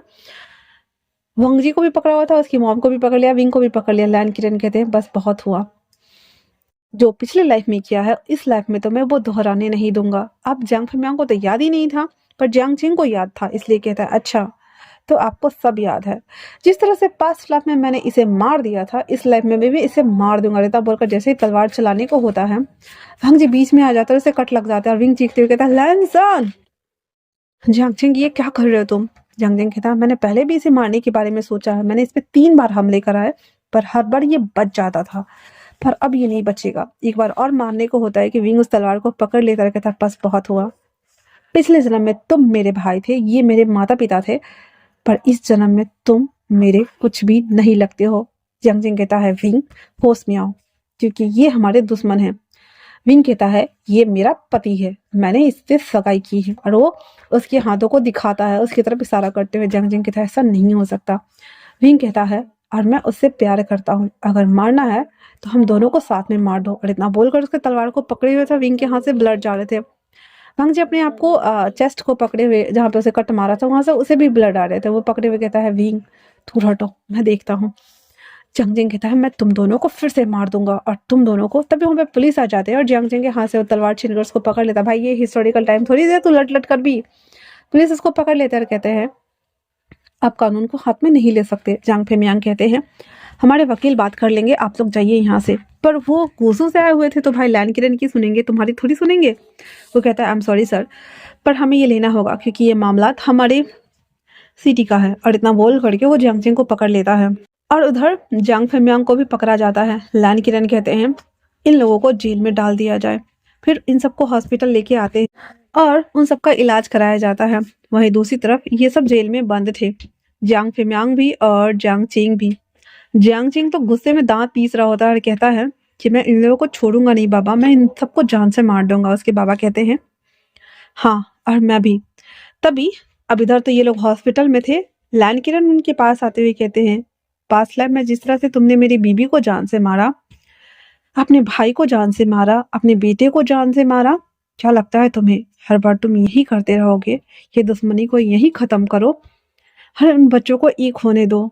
क्यों अलग कर रहे हो हर बार? क्या वो जन्म लेके आते रहेंगे सिर्फ एक होने के लिए? क्या उनका प्यार तुम्हें नहीं दिखता? फेमियांग फेमियांग कहता है उसके ऊपर थ्रो करते हुए, और वो कहता है जब तक मैं तुम्हें देखूंगा मुझे तुमसे नफरत होगी, तुम्हारे लोगों से नफरत है, तुम्हारे जगह से नफरत है, और ऐसा कभी नहीं होगा। और अगर ये मेरी जिंदगी का आखिरी दिन है तो यही सही, बट ऐसा कभी नहीं होने वाला है। तो जियांग चिंग कहता है और मैं उन दोनों को मार दूंगा जब भी मैं यहाँ से निकलूंगा। अंकल कहते हैं फिर रास्ते में मैं खरा मिलूंगा उन बच्चों के, क्योंकि इस बार तो मैं उन्हें एक करके रहूंगा। और इतना बोल करके वो वहां से जाने को होता है तो यहाँ पे नी मिंजो आते हुए कहते हैं अंकल क्या बात है। वो कहते हैं देख लेना ये मामला हाथ से निकलने ना पाए और इन दोनों को तो बाहर बिल्कुल मत आने देना। नीम मुझे कह देते हैं जी अंकल, और इतना बोल करके, और वो लॉयर थे इसी वजह से, और वो उन दोनों को देख रहे होते हैं। अब इधर ये दोनों हॉस्पिटल में थे और विंग को ना अब बहुत रोना आ रहा था, उसके हाथ पे बैंडेज पड़े थे, पर वांगजी के लिए उसे बहुत रोना आ रहा था और कहता है उसके पास जा करके मुझे माफ कर दो, ये सब मेरी वजह से हुआ। अगर पास्ट लाइफ में मैं तुम्हारे प्यार में नहीं पड़ता और अगर दूसरी बार मुझसे तुमसे प्यार नहीं होता तो शायद ये नहीं होता, शायद मैं तुम्हें पाने की ख्वाहिश नहीं रखता, शायद ये खून खराबा नहीं होता। लैन किरण पीछे से बोलते ऐसा नहीं है, दूसरी बार प्यार तो मुझे भी हुआ था और अपनी वाइफ से। और इतना बोलकर वो ली को देख रहे थे, अब ली को तो कुछ याद ही नहीं है भाई, इसलिए वो कहती क्या हुआ जी। कहता कुछ नहीं, सच में ये सेकंड टाइम लव ना कभी कभी बहुत प्रीसियस होता है, और निश्चिंत रहो वो लोग अब कभी तुम्हें परेशान नहीं करेंगे। फिर वहां से सीन शिफ्ट होता है शादी वाले दिन, जहाँ पे चांग छिंग जेल में ही था और वो दांत पीस रहा होता है। उन्हें बाहर निकलने तो बिल्कुल भी नहीं दिया जा रहा था। वहीं दूसरी तरफ जांग फिमियांग कहते हैं अगर ऐसी बात है तो फिर मैं खुद को ही खत्म कर देता हूँ। और इतना बोल करके और वो अपने आप को सूट कर लेते हैं। जियांगचिंग कहता बाबा ये क्या किया आपने। उसके बाबा कहते हैं मैं अपनी आंखों से कभी भी उन दो लोगों को एक होते हुए तो नहीं देख सकता। लैन की जीत हो और हमारी हार ये मैं बर्दाश्त नहीं कर सकता जियांगचिंग। जियांगचिंग कहता है मैं उन लोगों को छोड़ूंगा नहीं बाबा, पहले तो निकल तो ले फिर देख लियो। और उसके बाबा वहां पे ऑन द स्पॉट मर गए थे। अब वहीं दूसरी तरफ वांग जी को तो विंग ने पहले ही रिंग पहना दिया हुआ था, पहले वो मैरिज सर्टिफिकेट पे साइन करते हैं। वांग जी को अभी भी बैंडेज लगी हुई थी और विंग के हाथ में भी पट्टी लगा हुआ था। दोनों सर्टिफिकेट पे साइन करने के बाद वांग जी विंग के हाथों में रिंग डालते हैं और दोनों ने व्हाइट कलर के पियर कोट वेयर किया हुआ था टॉक्सिडो का। व्हाइट कलर का ही सारा डेकोरेशन किया हुआ था और हर चीज बहुत ही ज्यादा प्रीटी लग रही थी। विंग और वांग जी दोनों एक दूसरे को देख रहे थे। विंग बहुत ज्यादा एक्साइटेड था, बोल सकते हैं कि उतावलापन बहुत ज्यादा दिख रहा था। और वहीं दूसरी तरफ जो हमारे वांग जी थे वो विंग को देखते हुए स्माइल करते हुए रिंग पहना देते और कहते हैं आज से तुम मेरे हुए। विंग वापस से उसके कान में धीरे से कहता है हम्म, तो फिर से मुझे तुमसे दूसरी बार प्यार हो गया लहनसान। लहनजान मुस्कुरा देता और कहता है फिर उसके बाद वो लोग इलायन सिस्टर को बो करते हैं ट्रेडिशन तरीके से, फिर एक दूसरे को ग्रीट करते हुए, और सब चिल्ला रहे थे किस किस किस। और इतना बोल करके वो दोनों एक दूसरे को स्माइल करते हुए वांगजी विंग की कमर में हाथ डालकर उसे अपने करीब खींचता है, फिर उसके लिप्स की ओर धीरे धीरे बढ़ते हुए उसके लिप्स को छोटा सा पिक किस करके छोड़ देता है। भाई साहब विंग के अरमानों पे तो पानी फिर गया था, उसे लगा था कि वांगजी एक डीप किस करेगा पर नहीं, उसने तो बस पिक किस किया था। फिर वो मुस्कुराता है और कहता है बेडरूम में कहाँ जाओगी, वापस तो तुम मेरे पास ही आओगे। और वो सोच रहा होता है वांग जी सभी को आशीर्वाद लेने के लिए नीचे आता है, जहाँ पे विंग के मॉम डैड फिर उसके अंकल आंटी और उसके बाद यहाँ पे उसकी मॉम फी और रोआन वो सब थे। और सबसे ग्रीट करते हुए आशीर्वाद लेते हैं और अंकल कहते हैं हमेशा खुश रहो और इस लाइफ में अब तुम्हें कोई अलग नहीं कर सकता। वांग जी कहता है जी अंकल। और वहीं तभी जियांग छिंग जो कि अपने बाबा के मौत से बहुत ज्यादा खुन्नस खाए हुए था, वो सेल से भाग आता है, एक चौकीदार को बुलाता है अपने बाबा को देखने के लिए। जब सेल खुलता है तो गन पॉइंट करते हुए उन सबको डरा धमकाकर वहां से निकल जाता है कार की चाबी लेकर के। और वो सीधे शादी में आ धमका हुआ था, तब तक इन दोनों की शादी हो जाती है। और जियांग छिंग आते हुए कहता है मेरे रहते हुए तो ये शादी कभी भी सफल नहीं होगी। तभी वहां पे बीच में जो हमारे सीचन थे वो आ जाते हैं और कहते हैं और मेरे रहते हुए तो मेरे भाई को कोई अलग नहीं कर सकता। और इतना बोलकर तनातनी छिड़ी हुई थी और जो जियांगचिंग था वो एक के बाद एक 4 गोलियां सीचन पे चला देते हैं। और वहीं दूसरी तरफ जो वहाँ पे बॉडीगार्ड थे वो सब जियांगचिंग के ऊपर गोलियां चलाना स्टार्ट कर देते हैं और वो भी ऑन द स्पॉट मर गया था और सीचन भी ऑन द स्पॉट लगभग हम बोल सकते हैं कि मौत के कगार पे ही था। अंकल फैमिली वाले विंग वांगजी सब दौड़ते हैं और सीचन को हॉस्पिटल ले जाया जाता है। सीचन जिंदगी और मौत के बीच में था, जल्दी जल्दी से उसे ओटी में ले जाया जाता है और उसका ऑपरेशन करना स्टार्ट कर देते हैं लोग। चांसेस बहुत कम थे कि वो बच जाएगा, बट कहते हैं ना फॉर्चून कभी कभी काम आती है। चारों गोलियां निकाल दी जाती है और सीचन अपने भाई के साथ साथ अपनी ज़िंदगी को भी बचाने में कामयाब हो गया था। ऑपरेशन फुलफ़िल होने के बाद उन्हें हॉस्पिटल में नॉर्मल वार्ड में शिफ्ट कर दिया जाता है और सभी लोग वहाँ पे 6 घंटे से अपने भाई के देखने का, अपने बेटे को मिलने का वेट कर रहे होते हैं। लैन किरण को तो एक पल के लिए हार्ट अटैक ही आ गया था कि पास्ट लाइफ में उसकी बीबी गई थी और इस लाइफ में सीचन उसका बेटा बन के आया है, तो क्या उसका बेटा भी छिन जाएगा? तो ऐसा बिल्कुल भी नहीं हो सकता। और वो जब बाहर आता है तो वंगजी देख रहा होता है अंकल को अपने हताश होते हुए। उसकी डेड बॉडी नहीं यार, बॉडी जब बाहर आती है तो अंकल की जान में जान आती है। उसे नॉर्मल वार्ड में शिफ्ट करने के बाद सभी फैमिली सीजन को घेरे हुए थे, जो कि सीजन के माउथ में ऑक्सीजन लगा हुआ था, पूरे बॉडी पे मशीन लगी हुई थी और वो बेड पे लेटा हुआ था। अंकल रोते हुए कहते हैं, अब अब बस करो भगवान जी, बस करो, बहुत हो गया। मैं समझ गया कि आप हो, मैं समझ गया कि मेरे वचन सिद्ध हुए, मैं समझ गया कि हर चीज़ों का हिसाब होता है, कर्मा रिपीट होता है, जो जैसा करता है उसे वैसा भी मिलता है। पर मेरे बेटे का क्या? मेरे बेटे का कौन सा कर्मा था? क्या था? और ये कोई नहीं जानता। वहीं दूसरी तरफ सीचेन, वो एक ड्रीम देख रहा होता है, जिस ड्रीम में वो जियांगजिंग से एक ही बार मिला था, जहाँ पे जियांगजिंग का ये उस समय का वर्जन था जब जियांगजिंग विंग बहुत छोटा था, वो 8 साल का था और जियांगजिंग लगभग 10 से या 12 साल का होगा, तब का सीन था। जहाँ पे सीचन जब उसे मिला था अपनी आंटी आई मीन कि ली, और जब लैन किरण उस समय के ट्राइब्स में आए थे, आई मीन कि वो जियांग सेक्ट आए हुए थे, तो उसके साथ लैन किरण के साथ सीचेन भी आए हुए थे।